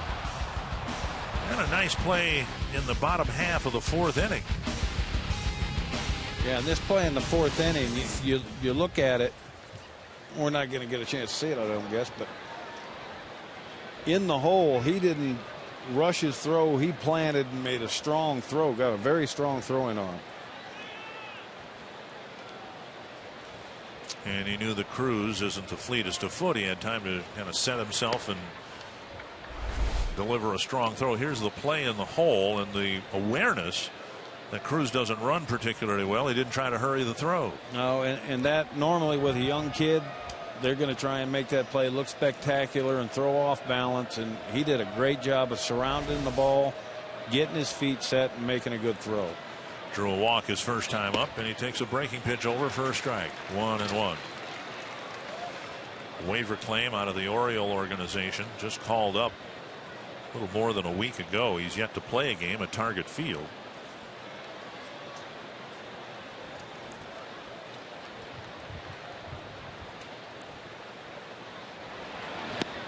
So as the Twins have fallen back into last place in the division, never really able to get any traction to move forward. The starting pitching has kept them from doing that. They're quite willing and open to looking at options for next year and whether Florimone might not fit in the picture as their shortstop. Well, this is where Dempster. Old foul by Florimone. That's back-to-back splits. He got him to take a bad swing at a split to pitch before, and that one, too much of the plate. And he's got to realize right now, in this situation, there's a tendency to, as a pitcher, okay, I'm just going to throw the ball in there, let them get themselves out. The one thing you can't do, you can't walk people in this ballpark, and you cannot leave the ball belt high. Inside, 2-2. And they went in there hopefully with the idea of backdooring something to try and open up the outside part of the plate. Span on deck. Roll to the right side. Kinsler again has it go under his glove. Scoring from second base is Carroll. It's the second time Kinsler has gotten in the vicinity of the ball and just missed making a play. Let's go to Matt Vasgersian at the MLB Network Studios for a game break. Dick, Cards and Reds. The Cardinals and Reds have split their 10 head-to-head matchups right down the middle this year, so why not a close one today? Matt Carpenter's sac fly evening things up in the 5th as we head back to Arlington and Dick and Mitch. Thank you, sir. It's 9-2. Twins trying to claw their way back to within some kind of striking distance in the late innings. You look at the National League wild card a year ago, and the Cardinals were 10.5 games back, barely above 500. In other words, they were the Boston Red Sox this year. Yep. And the Red Sox a little bit below 500. The Angels in a similar spot as the Cardinals were last year. Red Sox falling 6 games below 500. The Angels 6 games above. And the big trade that went down overnight, as I told you before the game, Dick, first time I think I've ever seen it. They sold or fired all the players and kept the manager up in Boston. Think of what how the Boston lineup has turned over from the start of this season. First Kevin Youkilis going to the White Sox. Oh, I mean, Carl Crawford, Agon, Nick Punto, they're all in L.A. now. Span lines a single to left. Florimon was off with the pitch, and the 5th inning starts with 3 straight hits.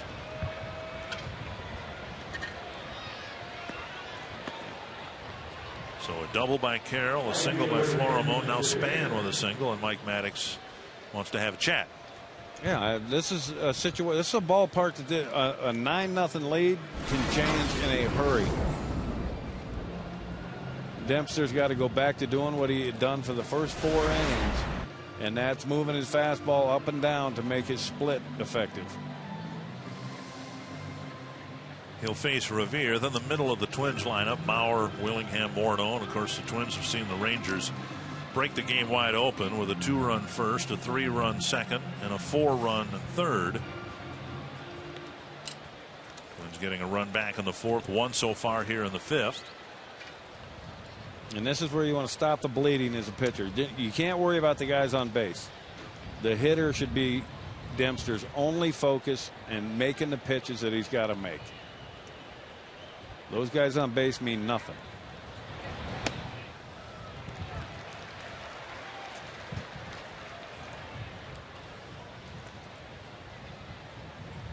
And 1 strike to Revere. He walked in the 1st, hit a pop up to short in the 3rd.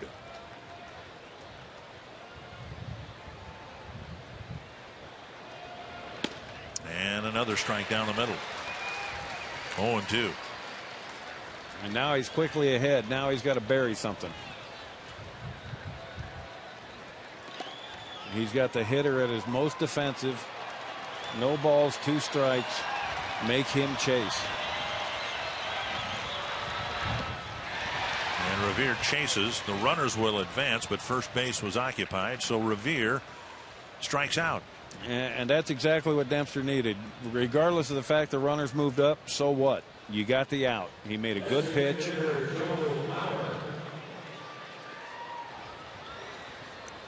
So with 1 out, 2 men in scoring position for Mauer, who lifted a fly ball to center and went down swinging in the 4th. And Dempster's put himself in a position now where you got a 300 hitter at the plate, 2 guys in scoring position. Limit the damage.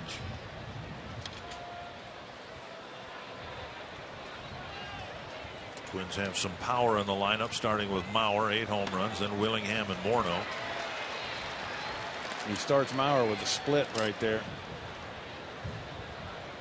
And then you got the thumper standing on deck there in Willingham. So it doesn't get easier from here on out. Dempster's really got to pitch his way out of this trouble.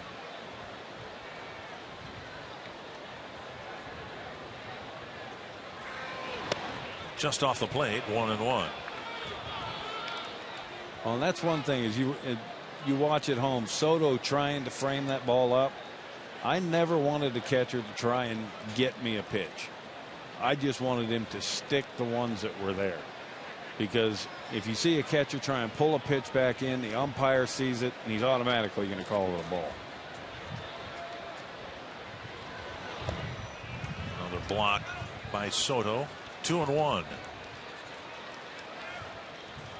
Twins have some speed on the bases. Florimone runs well. So does Span. For kids at home that want to be catchers, when you got guys on third base, watch how Soto gets his chest forward. See how he gets his chest forward on that? That kills the ball. It deadens it and keeps it from bouncing off and skipping off. That's why pitchers are able to have confidence to throw the ball in the dirt with guys on third base. That drifts outside. 3-1. First base open and Willingham on deck. This may be one of those unintentional intentional walks here, or intentional unintentional walks, however you want to say it.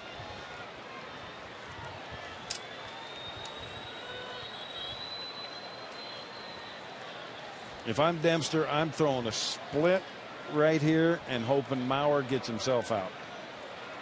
3-1. 3-2. There was a split.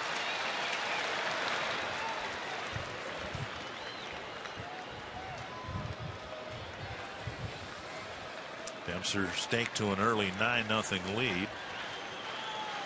Hit to the outfield here would make it 9-4. Dempster trying to bear down and get Mauer. And if I'm Mauer, I'm looking for that same split, only I don't think it's going to be in the strike zone. I think it's going to be in the dirt.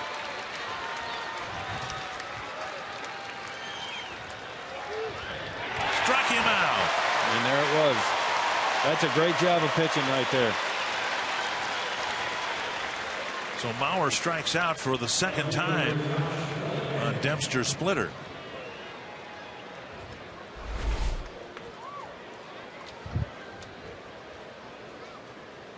And as a hitter, that's a tough pitch to lay off because it's starting down the middle of the plate and the bottom just falls out of it. So a strikeout of Revere with 2 men aboard. Now Mauer gone on strikes, and if the Twins are going to put one of those crooked numbers up on the board, they're going to need a hit here from Willingham. Willingham struck out in the first, hit a fly ball to center in the fourth. Strike one. Everybody knows the Twins went out and signed Josh Willingham because they wanted a power hitting pull right-handed hitter.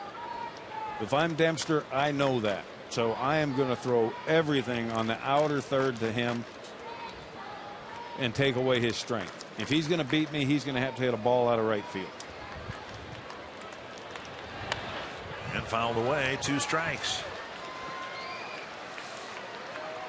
Well, the Rangers gave Roy Oswalt an early lead here on Thursday night. And when the Twins were threatening to put together a big inning or maybe take the lead, Oswalt, showing his experience, was able to pitch his way out of a jam. We might be seeing Dempster do the same thing here in the 5th inning. 1 run on the board, 2 strikes with 2 outs. Just off the plate, close pitch. Wow. Yeah, that's a really good pitch. A little bit up and out over the plate, but they're doing what they should. Staying away from him. Don't give him anything middle in because he kills that ball. Go back to that split finger and bury one. 1-2 to Willingham. There it is. What a job by Ryan Dempster. The Twins get 1 but leave 2 as he strikes out Revere, Mauer, and Willingham.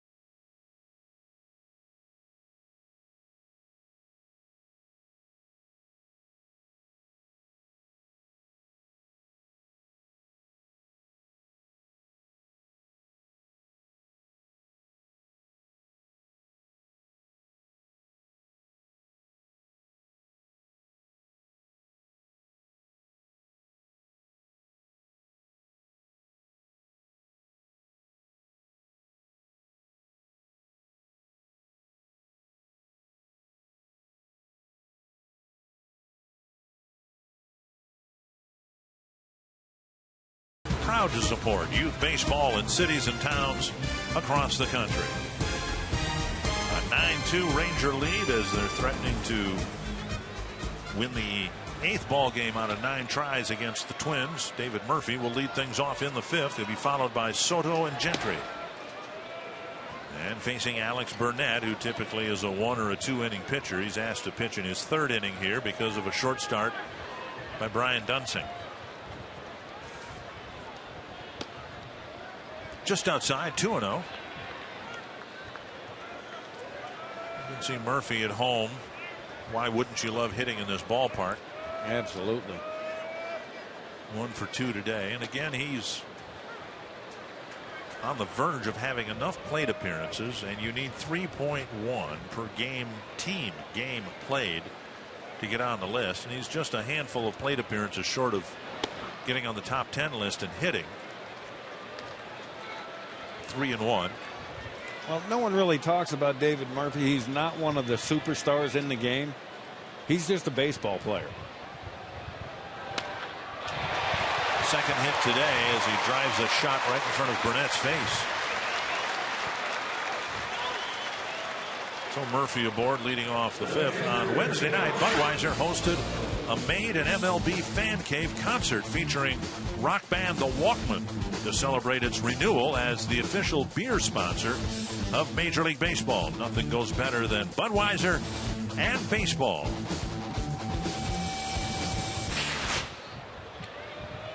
Giovanni Soto's got a pair of singles today, and he takes strike 1 from Burnett.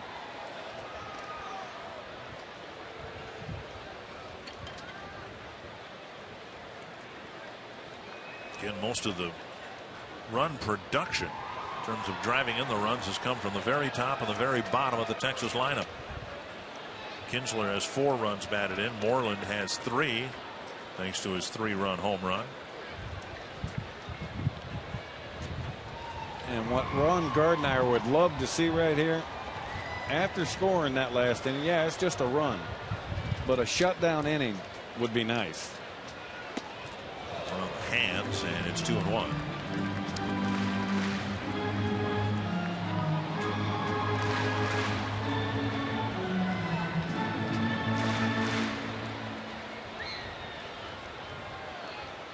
Were able to get 5 innings from their starter last night, Samuel Deduno, but they weren't 5 good innings. Wrapped toward short. Florimone has a kick off his wrist, and Soto will reach. And people are going to think that's not a good play. That ball took a bad hop on that poor kid right there. Right at the last second, that ball hopped up on him and caught the heel of his glove. Time now for today's Jeep game summary, and it's been almost all Rangers the first 9 runs of the game in the first 3 innings. And Justin Morneau answering with a home run for the Twins, but Kinsler and Moreland between them driving in 7 of the 9 runs. Here's Gentry. And ball 1, missing the inside corner. I believe they have given Soto a hit. So Soto has 3 singles. The only error in the game charged to Jamie Carroll on a throw. Gentry with a single and a walk and 2 runs scored. Swing and a miss. Good, 1-1. Good breaking ball by Burnett right there.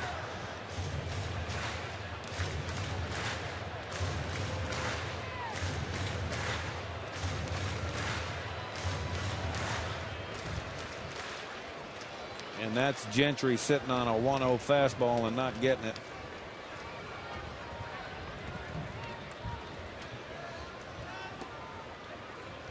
And down and away, 2-1. And you see Burnett working down in the zone with that sinker. He's looking for that ground ball double play right here.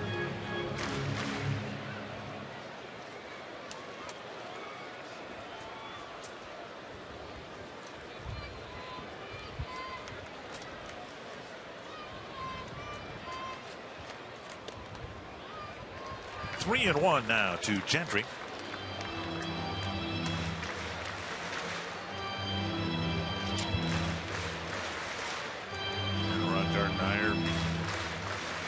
activity in his bullpen.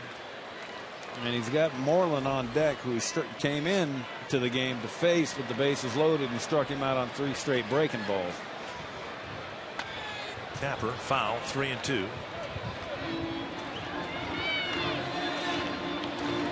Twins have 2 left-handed relievers. Tyler Robertson is kind of a situational lefty, and their closer Glenn Perkins, Casey Feed, the right-hander, warming up down in the Twins pen.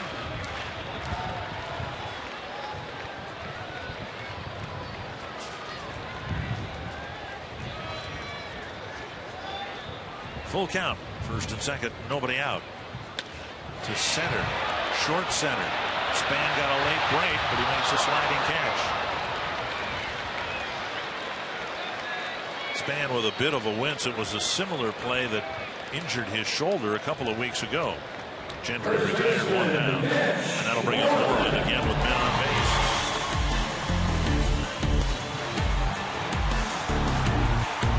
Came up with 2 men on, nobody out in the second inning, and hit the 3rd longest home run in this ballpark. Then he came up with the bases loaded in the 3rd. Twins made a pitching change, brought in Burnett, and Burnett, as Mitch said, struck him out on 3 pitches. And they're all breaking balls. Longest home runs hit here. Josh Hamilton with 1, Jose Canseco in the very first year of this ballpark.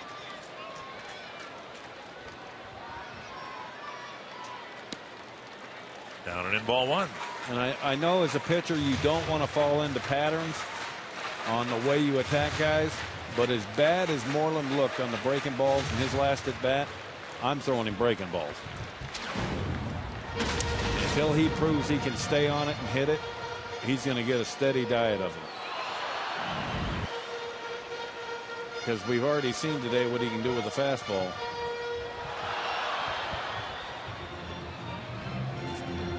One and 0 as Domet and Burnett plot some sort of strategy here. Moreland's hitting .324 with runners in scoring position this year.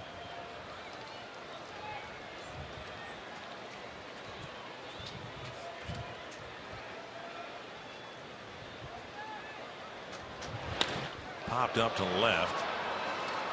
And Willingham staring up into the sun. Makes the catch. That's out number 2.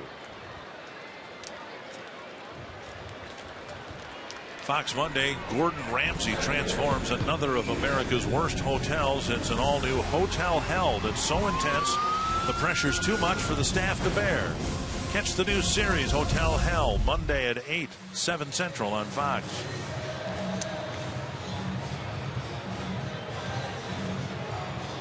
And now Kinsler, who picked up Moreland, who struck out with the bases loaded in the 3rd by delivering a 3-run triple.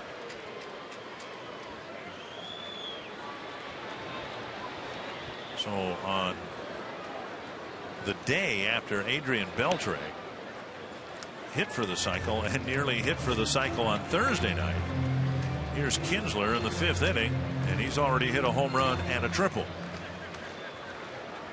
He's got plenty of time, probably 3 more at bats to get that double and single. And this is where Burnett's got to bear down and keep this game where it's at. And a strike at the knees, 1-1. 93-mile-an-hour cutter right there.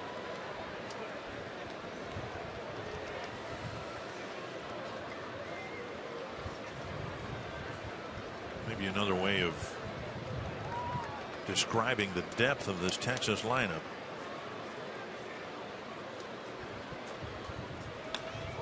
A high fly to left, and Willingham near the line makes the catch. So many Texas hitters are capable of hitting for the cycle. It doesn't look like Kinsler is going to do it today.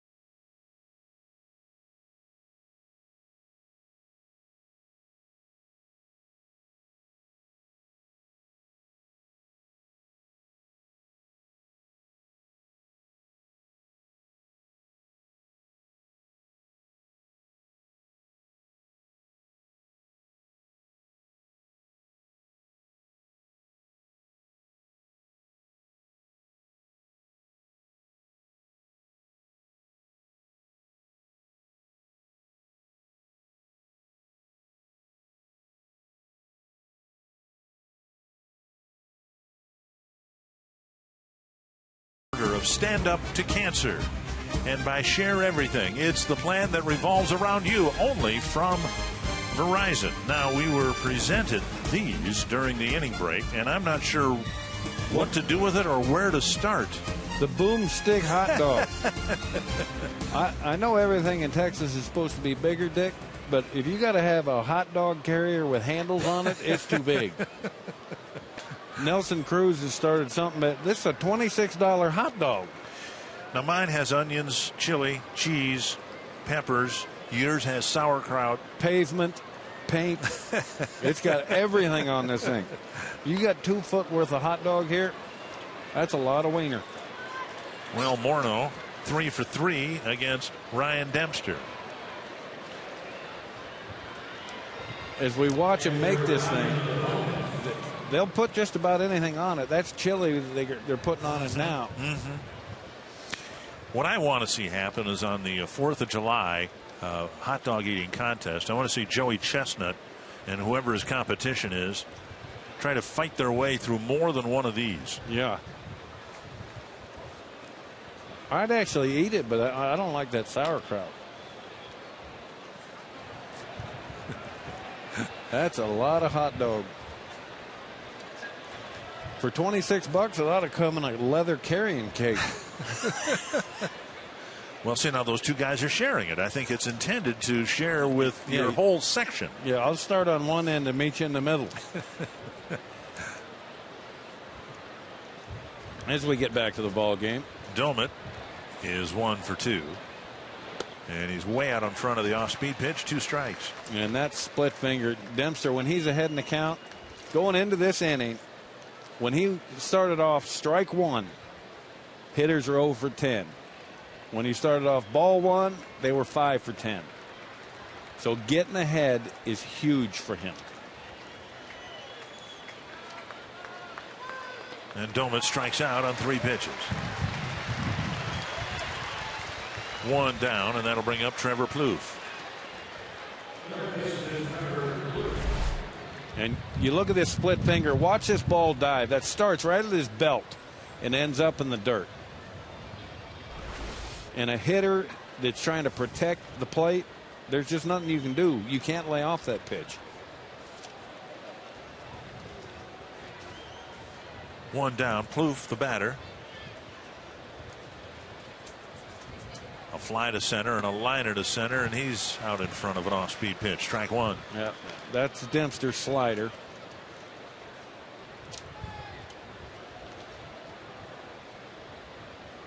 And I think a lot of these Twins hitters are counting on Dempster, looking at that scoreboard going, look, we got a 7-run lead. I'm just going to pump fastballs in their first pitch. He's not doing that.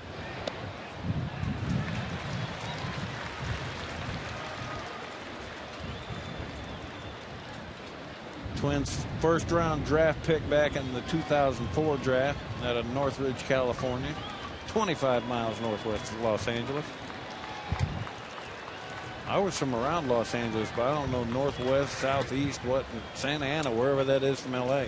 Twins are trying to find a position for Plouffe. He was groomed as a shortstop, worked his way through the system. He got a chance to anchor that position last year and committed a few too many errors for anyone's taste. So then they tried him at second base, first base.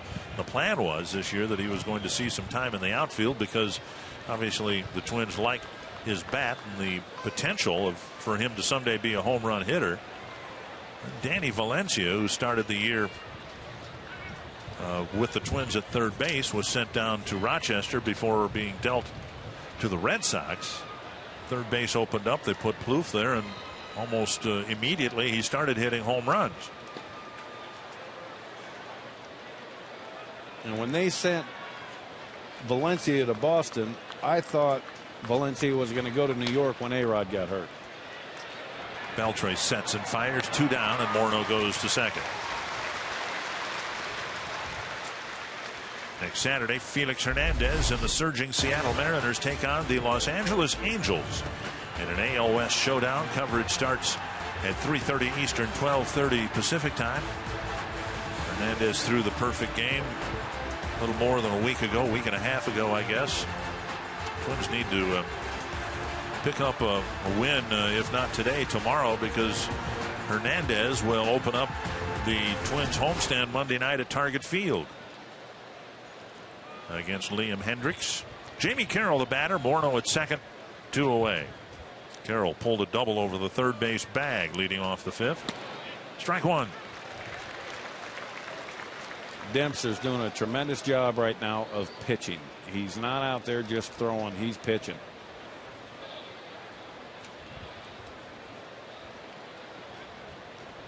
And this is why the Rangers went and got him.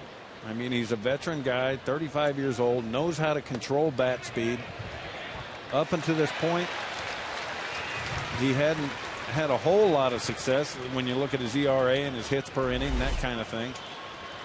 But the wins are there. He's 2-1. 2 strikes. And you have to learn hitters.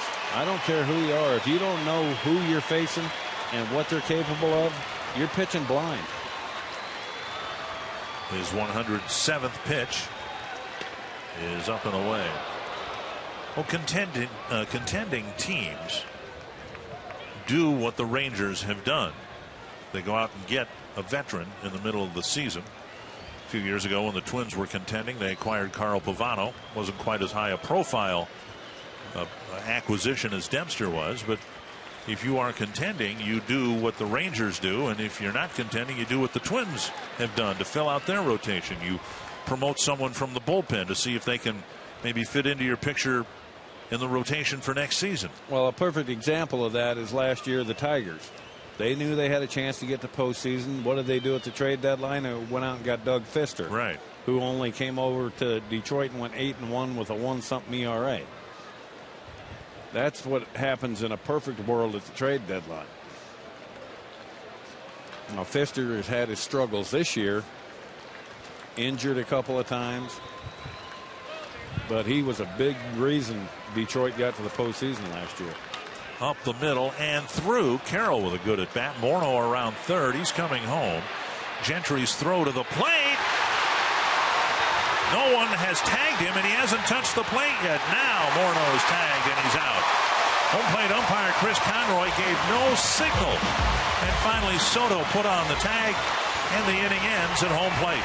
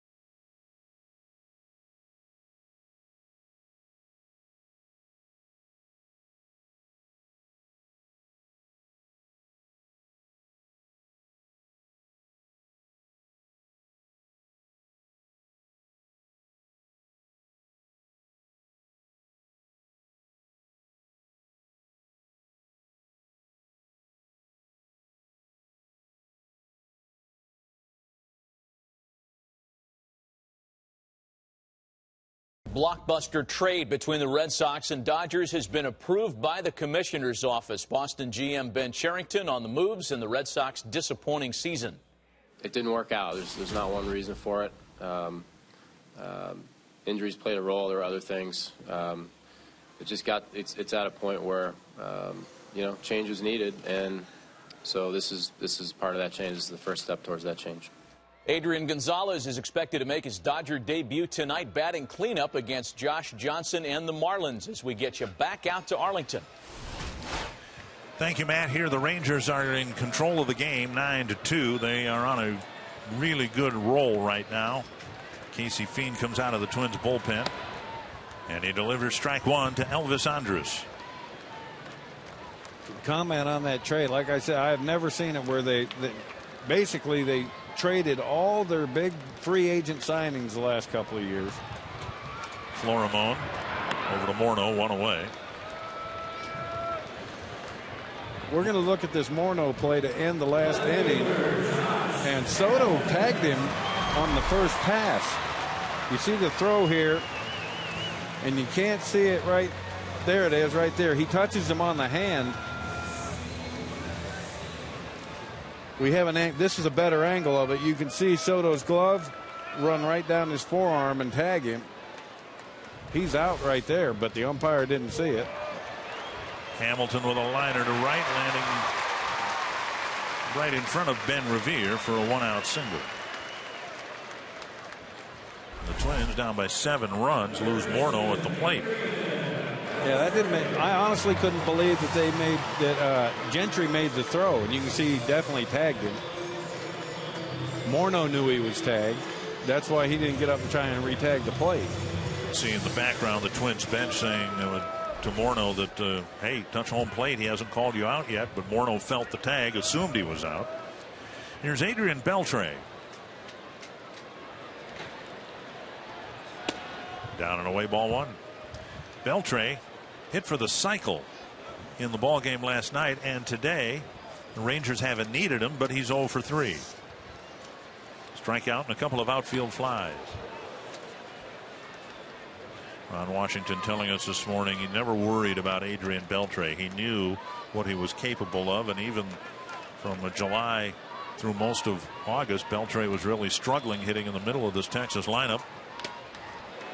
Stayed with him. And when you talk about a manager being a player's manager, I think that's what you talk about. Someone who's been around the block a few times, like Ron Washington, who realizes as good a hitter as Beltre is, he's like every other hitter. Yep. He's going to have some ebbs and flows. You don't sit your way out of a hitting slump. You hit your way out of it. I'm not a big believer in that, either on the hitter side or the pitching side. I don't think you sit your way through a dead arm. I think you throw your way through a dead arm, and the same thing with hitters. To center, Span makes another nice running catch, out number 2.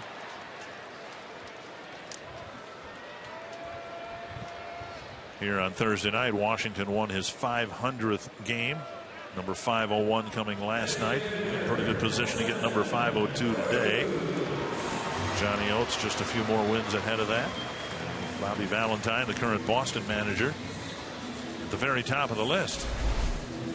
Now, the franchise, as you see the Ron Washington bobblehead given away today, the franchise was noted as beginning in 1961. That's counting the years the franchise was in Washington, D.C. Well, Wash is a guy that you love to have a manager that gets excited about the game. He can't play it anymore, so he has to kind of live it vicariously through his players. He's one of the few managers in the game that will run the bases with his players. As you watch him in the dugout running in place when he's got a guy trying to score from first. Most of his playing career was spent as a Minnesota Twin back in the early to mid 80s. 1-1 to Nelson Cruz.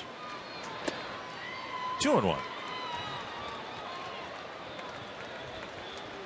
And Fane looks like a bright spot for this Twins team coming out of the bullpen. He's throwing well. He's got a 1.31 ERA. 20 innings, 20 and 2/3 innings coming into today, only giving up 14 hits.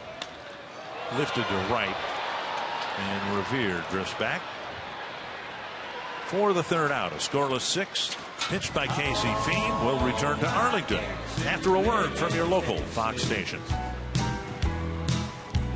And Texas is a place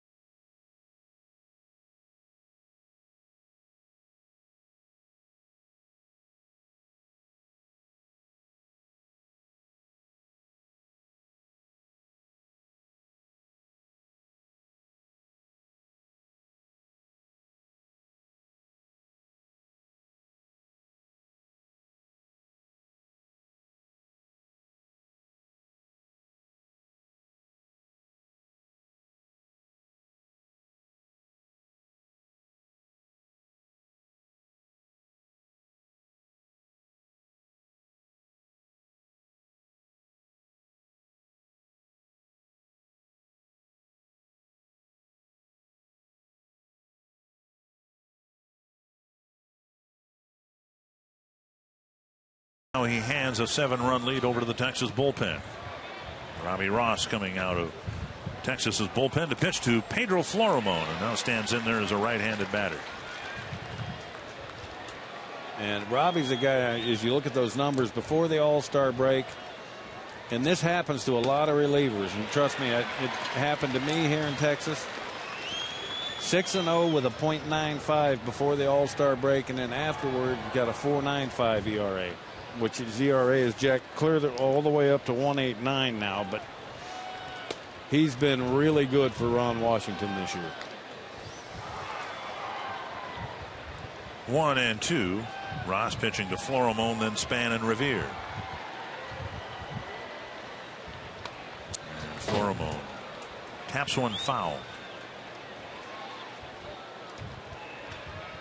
And I had a chance to talk to Robbie Ross before the game, and he said it's different. It's a longer season, and he's felt a little tired at times.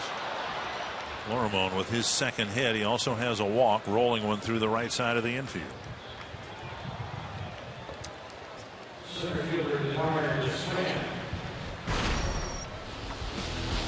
It's time now for the Just for Men Keep Your Edge Spotlight. Just as Ian Kinsler gives the Rangers an early edge, you can keep your edge with Just for Men mustache and beard. Kinsler with a solo home run to start the scoring, later a 3-run triple. Here's Denard Span, and he takes strike one.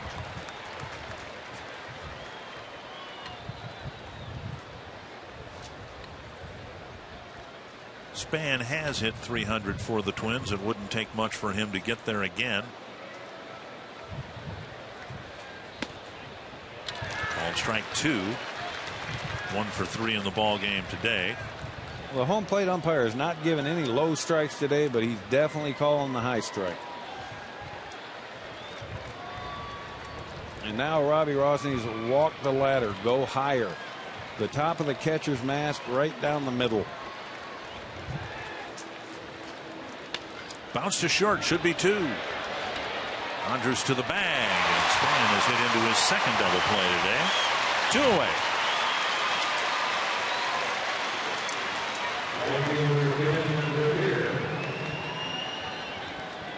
And the Rangers, Elvis Andrus, very athletic, very energetic. He's had a good week in the field. Using the artificial turf at Rogers Center.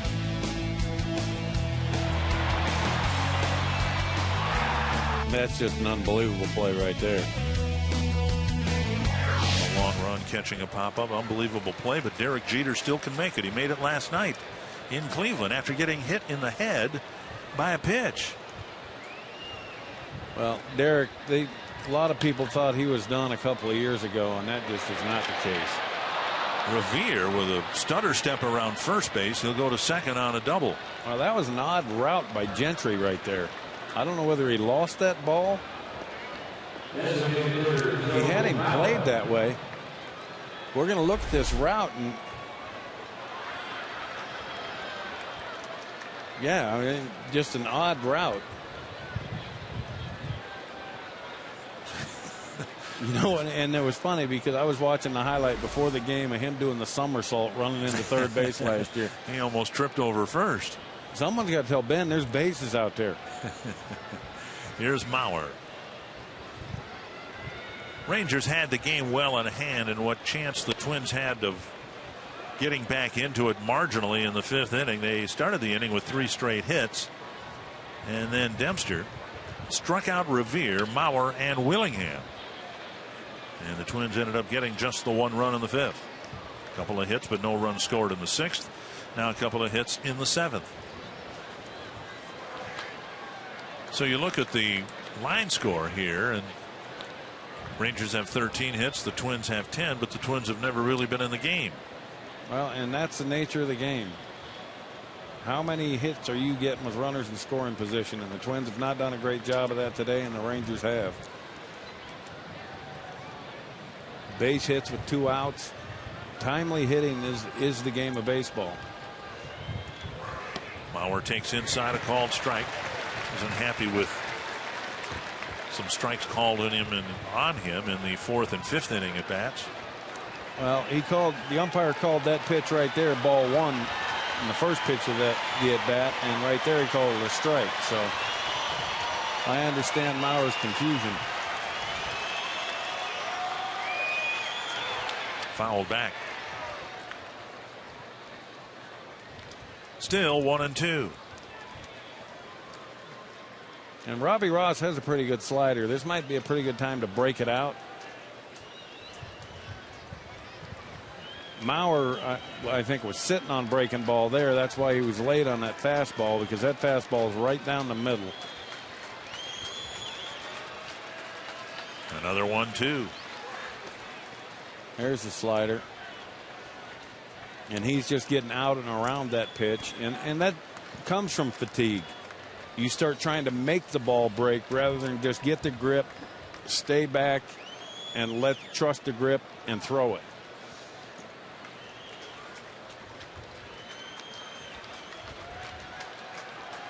Two and two. And a liner to center. Revere will score. Mauer gets an RBI hit. And he'll dig for second. Here's the throw, and he's in with a double. So the Twins with 3 hits against Ross, and it's 9-3. And had that double play not occurred, we'd be looking at a different game right now.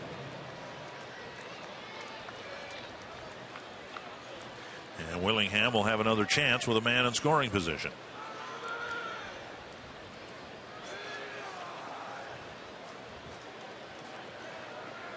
You know, in the 5th inning, with the Rangers comfortably in front. Mike Maddox coming to the mound.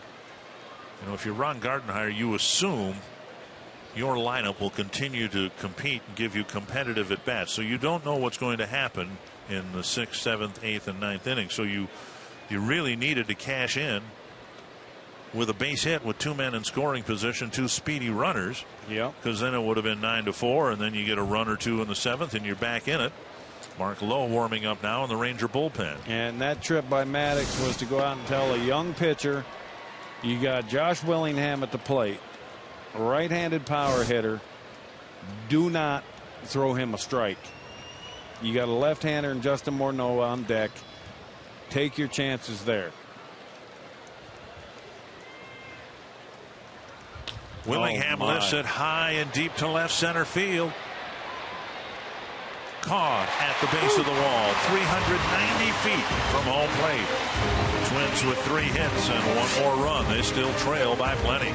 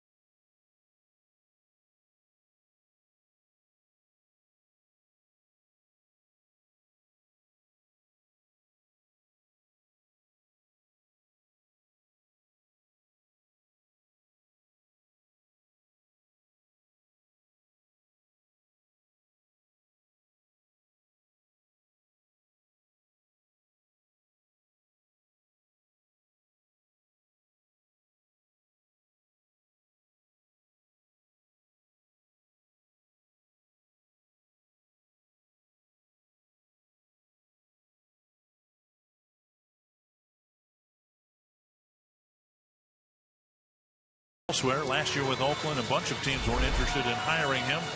He nearly hit his 32nd home run of the year, and even though the team hasn't done well in his first year with the Twins, he's glad he signed with them. Very comfortable here in Minnesota, and I've made a lot of great friends on the team, and relationships that I'll have forever. You know, the baseball front hasn't been exactly what we would like to have had this season so far, so we definitely feel like we're a better team than what we were playing. But my experience in Minnesota playing for the Twins has been great. The fans are awesome, very supportive, whether we're winning or losing. And that much is true, even though the Twins have had another poor year on the field. They're doing very well at the gate, averaging over 35,000 fans per game. Well, and you look at different places where they got teams that are playing really well and can't draw. That's a testament to the Twins, the metropolitan area there in Minnesota. Unbelievable fan base. Tyler Robertson will pitch to the Rangers in the 7th. I know this, the Metrodome was the loudest place I'd ever been in my life when there was 50,000 people in it. Well, there's a lot of baseball to be played, but there is a chance that Oakland and Tampa Bay will get into the American League playoff field. And if they do, they'll be the two teams with the poorest attendance in all of Major League Baseball. Here in Texas, over 44,000 here again today. And this is football season in Texas, but fans still love their Rangers here. Well, there's a game going on, a Cowboy game going on across the street as we speak. And I played here. This is a football state. And the last 3 years, the Rangers have stolen this town from the Cowboys. Tyler Robertson gets a strike one, a foul ball from David Murphy.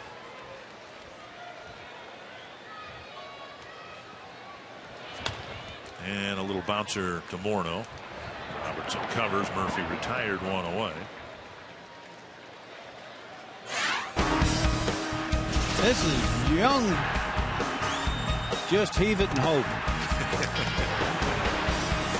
How about that follow through? Look, I didn't care if I burst into flames. They paid the other 8 guys to field it.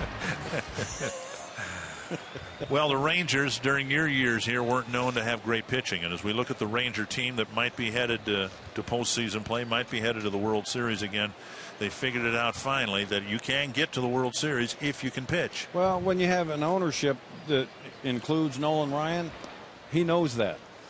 Back when I played here, they built an offense that could score 12 runs a game and a pitching staff that could give up 13. And I was a member of that pitching staff, so I know all about it. Pitching wins. That's all there is to it.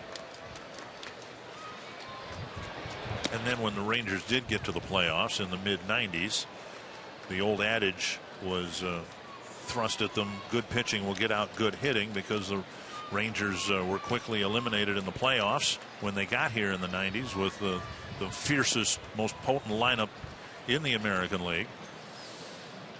Until you run into a good pitching staff. And in a short series, that adage, it's going to hold true nearly every time. Good pitching gets out good hitting. And that's going to be, again, I think the stark reality of the expanded playoff with 2 wild card teams facing each other. No one is going to want to get into the wild card or settle for the wild card spot, because good pitching can get out good hitting. You said in a short series. Well, is there anything shorter than a 1-game playoff format? No, there isn't. And if you're one of those wild card teams, you're going to have to set it up to where your number one's going in that playoff game. Soto strikes out, 2 away. And today's game, presented by Budweiser, is sponsored by Lexus. The Golden Opportunity Sales Event is here. And by Prudential. Prudential, bring your challenges.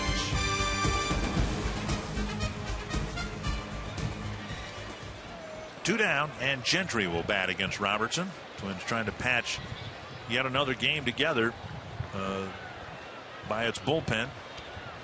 Another short start today by Brian Dunsing, 2 1/3 innings.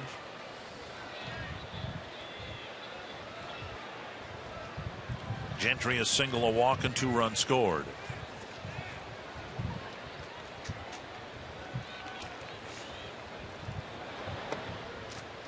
Down and in, 1-1.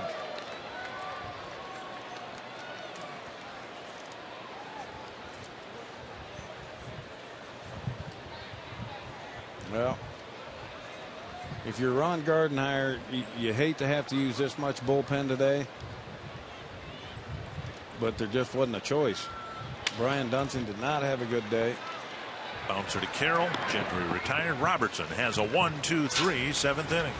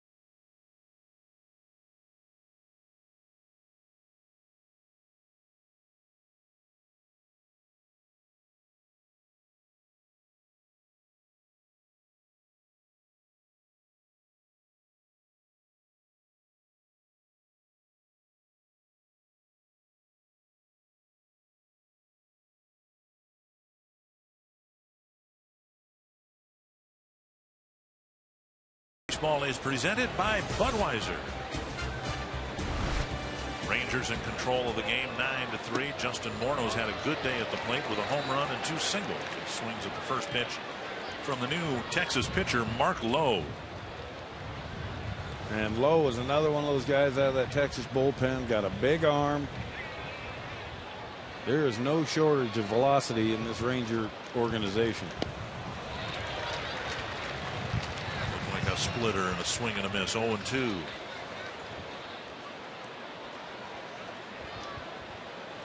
Adams,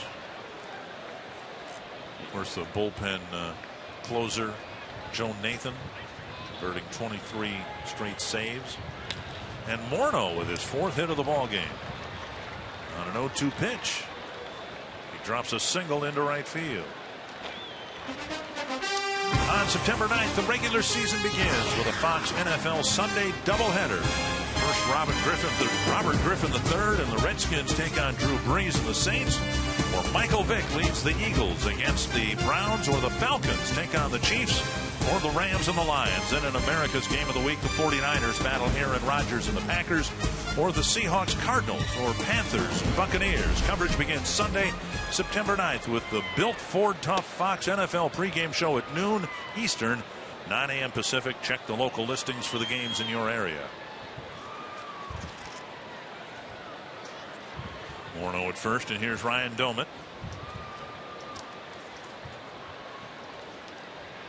He came over from Pittsburgh this offseason and played his way right into a contract extension here with the Twins. A good, solid player. Can catch. Found out this year he can play the outfield too. A little bit. But it's that bat is the reason he travels. He can hit. 1-1 to Domit. And again, that splitter drops over for a strike. See, since 2010, Joe Mauer topping all catchers. These are at bats now as a catcher, and Domit 5th on the list with some power. And that's the thing about it, being able to keep your power. Might be a double play, barehanded by Kinsler. He throws to Moreland, and the Twins have it into their 3rd ground ball double play of the afternoon. 2 down. Don't miss the biggest event of the season, Fox Fantasy Football, presented by Burger King. Easy league setup, Fox Fantasy Insider info, and always free to play. Play in a private league with a group of friends, or join a public league. Sign up today at foxsports.com/fantasy.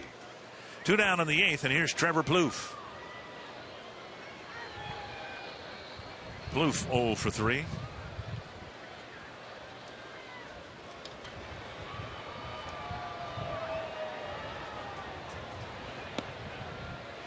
Strike 1. And that's what you want to do in this situation as a reliever in a game that's out of hand like this. Come in, get ahead of hitters. You just don't want to walk anybody.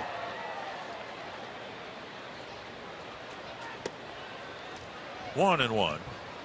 So that's a do as I say, not as I do statement. See, I've been at this long enough. I remember when you were pitching. Pitching coaches used to tell me there's no defense for a walk. I said, show me the defense for that ball in the left field bleachers.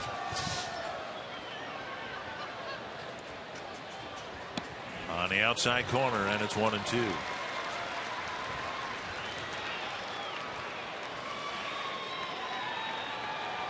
For a while, Plouffe and Willingham were switching off on top of the Twins' home run charts. But Plouffe hasn't homered now in nearly 2 months, and Willingham has shot past him with 31.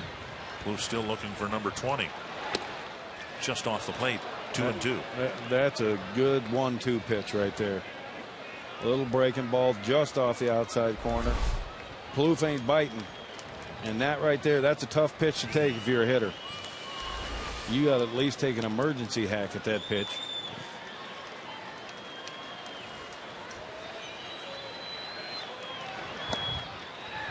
And now 3-2. He is not given the low strike all day long.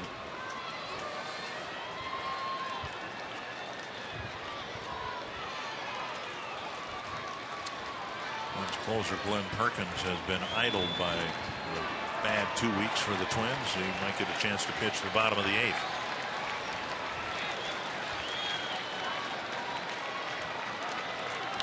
Fouled back by Plouffe. Yeah, speaking from experience, there is nothing more frustrating or agonizing than being a closer on a team that's struggling. You feel like you're worthless. You're not contributing in any way. And then I would imagine when you do get a save opportunity, as much pressure as there is in the job normally, you feel infinitely more pressure because you haven't had many save opportunities for a while. There is. I mean, you look at it like that. Like, I've got to convert this. Right. I may not see another one for 2 weeks. 3-2 again to Plouffe. Carroll would hit next if Plouffe can extend the inning.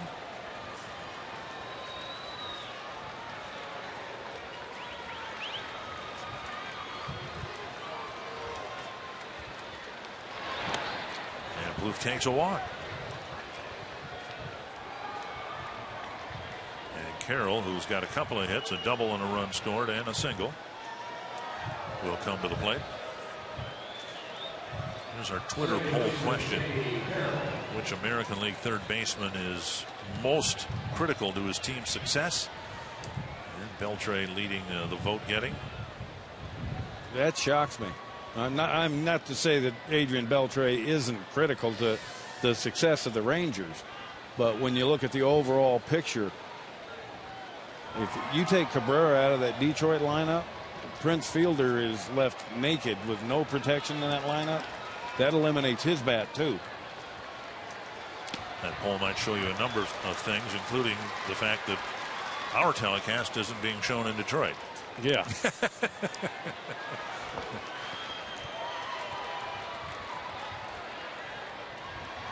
I bet if you polled the players, that poll would be different. Yeah, I guess we're told that our telecast is in Detroit today. Oh. Plouffe goes to second. Rangers don't care. 2 strikes. As far as the best fielding third baseman, I think without question, it's Beltre. I watch this guy field and make throws from different angles that I've never seen before. I mean, be almost upside down and throw a strike to first base. Carroll with a liner to Kinsler. And that ends the inning. And Ian Kinsler will lead off the bottom of the 8th with the Rangers leading 9-3.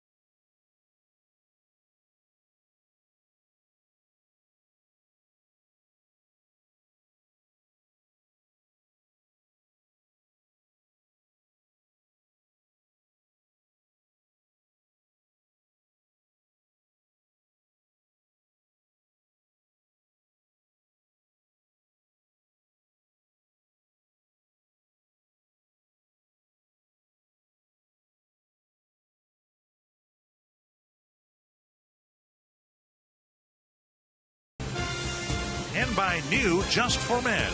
Auto stop is foolproof. Gray is over. Mitch Moreland will hit against Glenn Perkins, leading off the 8th inning. And that right there is a filthy breaking ball to have to face as a left-handed hitter first pitch. Perkins, a 2-1 record. The primary closer for the Twins, has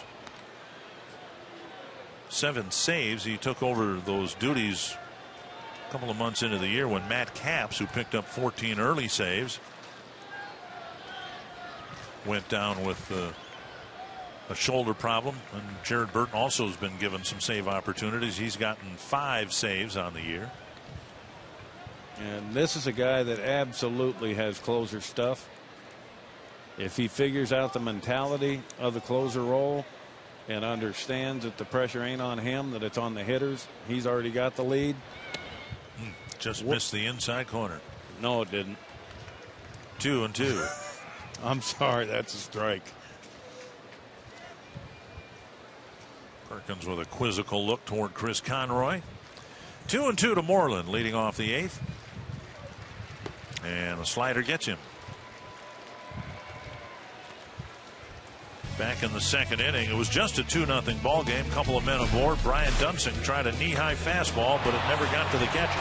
No, and when the pitcher walks towards the umpire for a new ball, you know it's leaving the ballpark. That made it a 5-0 ball game. The Rangers added 4 more in the 3rd. All of them charged to Dunsing, but 3 of them after Dunsing left the game. And you see Moreland on the tape measure list now behind Hamilton and Canseco. Kinsler with a home run and a triple. Pulled foul.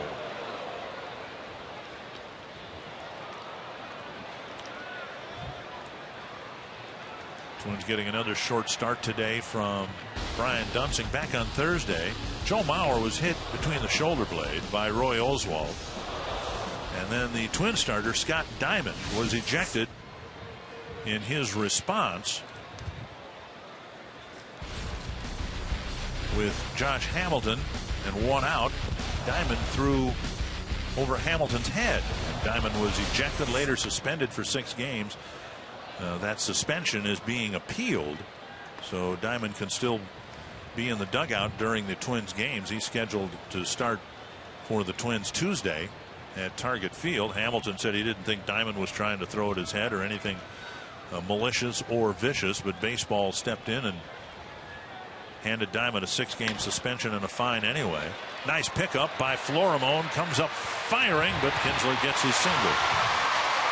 And you know, you look at that honestly, having watched Oswalt over the years, I don't believe in a 3-0 count he's trying to hit Joe Mauer.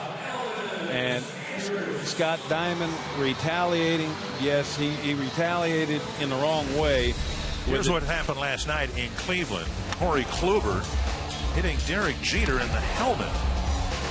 The rookie pitcher had one get away. Jeter saying, hey, don't do that, don't throw up there. CC Sabathia, the veteran, got Asdrubal Cabrera, and then Cabrera got Sabathia in a later at bat, homering. And there won't be any suspensions out of that scenario because everybody took care of business the way it typically in baseball is taken care of. You just have to stay away from the head. Right. As a pitcher, it's incumbent upon you to protect your players. Your best player, Joe Mauer, gets hit, and you feel it's on purpose, then you're the best player on the other team has got to get hit, but you cannot get up around the head. I think the 6-game suspension is a little hefty, considering earlier in the year Cole Hamels from Philadelphia admitted to hitting Bryce Harper on purpose, and he only got suspended 5 games. So Diamond will appeal, hoping to whittle at least a couple of games off the suspension. The funny thing about the Sabathia plunking of Asdrubal Cabrera was Cabrera standing in the batter's box and winking at Sabathia, understanding that, okay, that's the way these things go, and it's going to hurt, but it'll get better. No permanent damage done, and we're all square. Well, and it's like Jeter knew that he was going to get hit in that at bat, because he said, not up there, you can't do that. And then Sabathia handled it like you're supposed to, from the rib cage to the belt. Andrus lifts it to right field. It's hit fairly well, chasing Revere back to the corner. That's out number 2, and Kinsler's going to be doubled off first. Ian having a little heck keeping count. So Kinsler took off at the crack of the bat. He's doubled off, and Perkins faces just 3 men in the 8th.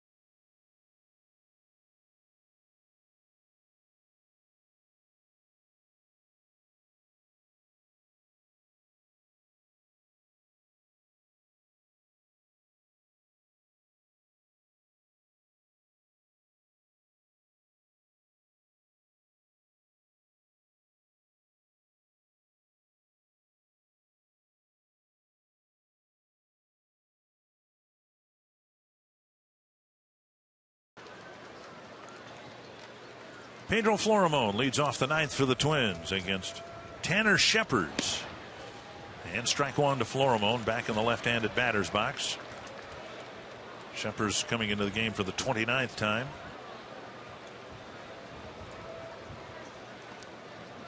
And Florimon swings and misses, 2 strikes. Good breaking ball right there from Shepard. Florimon with a pair of hits and a walk. And you and I talked to Ron Gardner before the game about this in 0-2 counts. Back when I came up and Gardy was playing in an 0-2 count, you got fined if you gave up a base hit in an 0-2 count.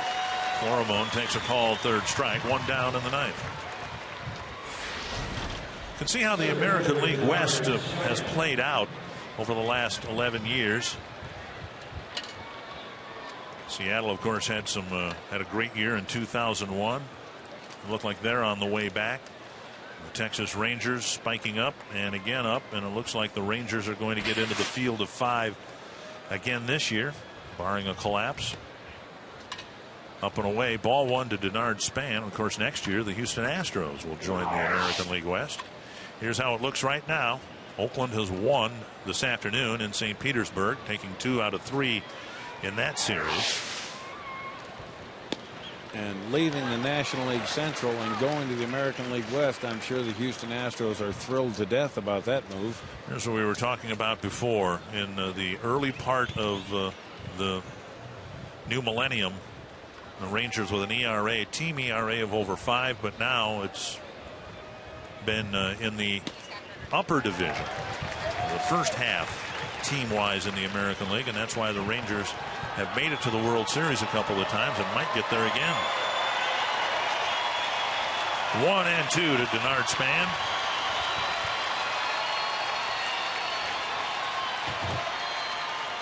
Tanner Shepard's is coming in here throwing 96 miles an hour with a good breaking ball. When you got a 14-mile-an-hour difference between your fastball and your breaking ball, that's a pretty good split in velocity. Here's Nolan. I'm sure he'd go out there today and probably throw 88. 1-2 to Denard Span.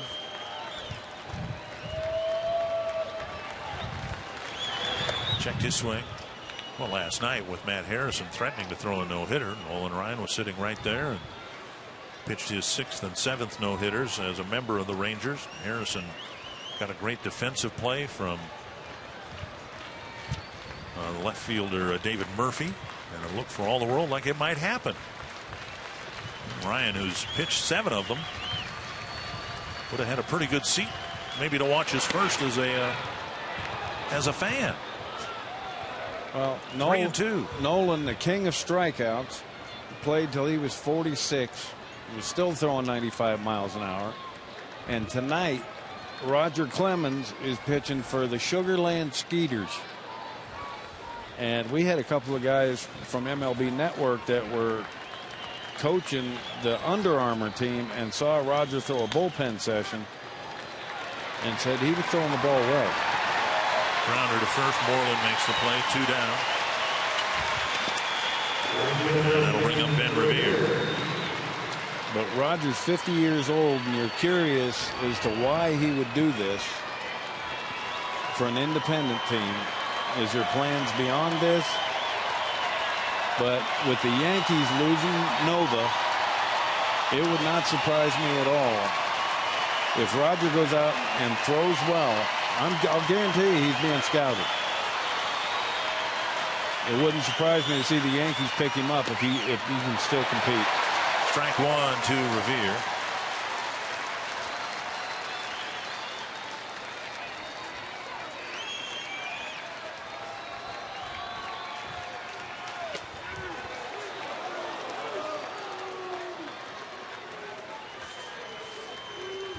See the movement on that pitch at 95 miles an hour.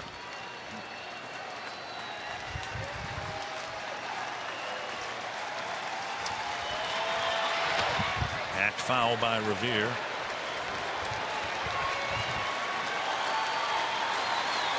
Now, if you're Shepard, you've got to read where Revere's bat was in relationship to the contact. That fastball was well by Revere. Don't speed his bat up and throw him something off speed. Strike 3 down the middle. And the Rangers continue their dominance of the Minnesota Twins, steamrolling them here in game 3, 9-3, scoring the first 9 runs of the game.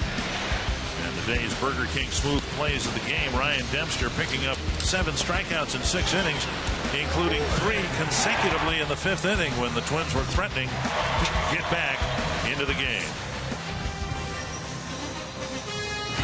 The Rangers winning the ball game 9-3. Let's head to Matt Vasgersian in the MLB studios.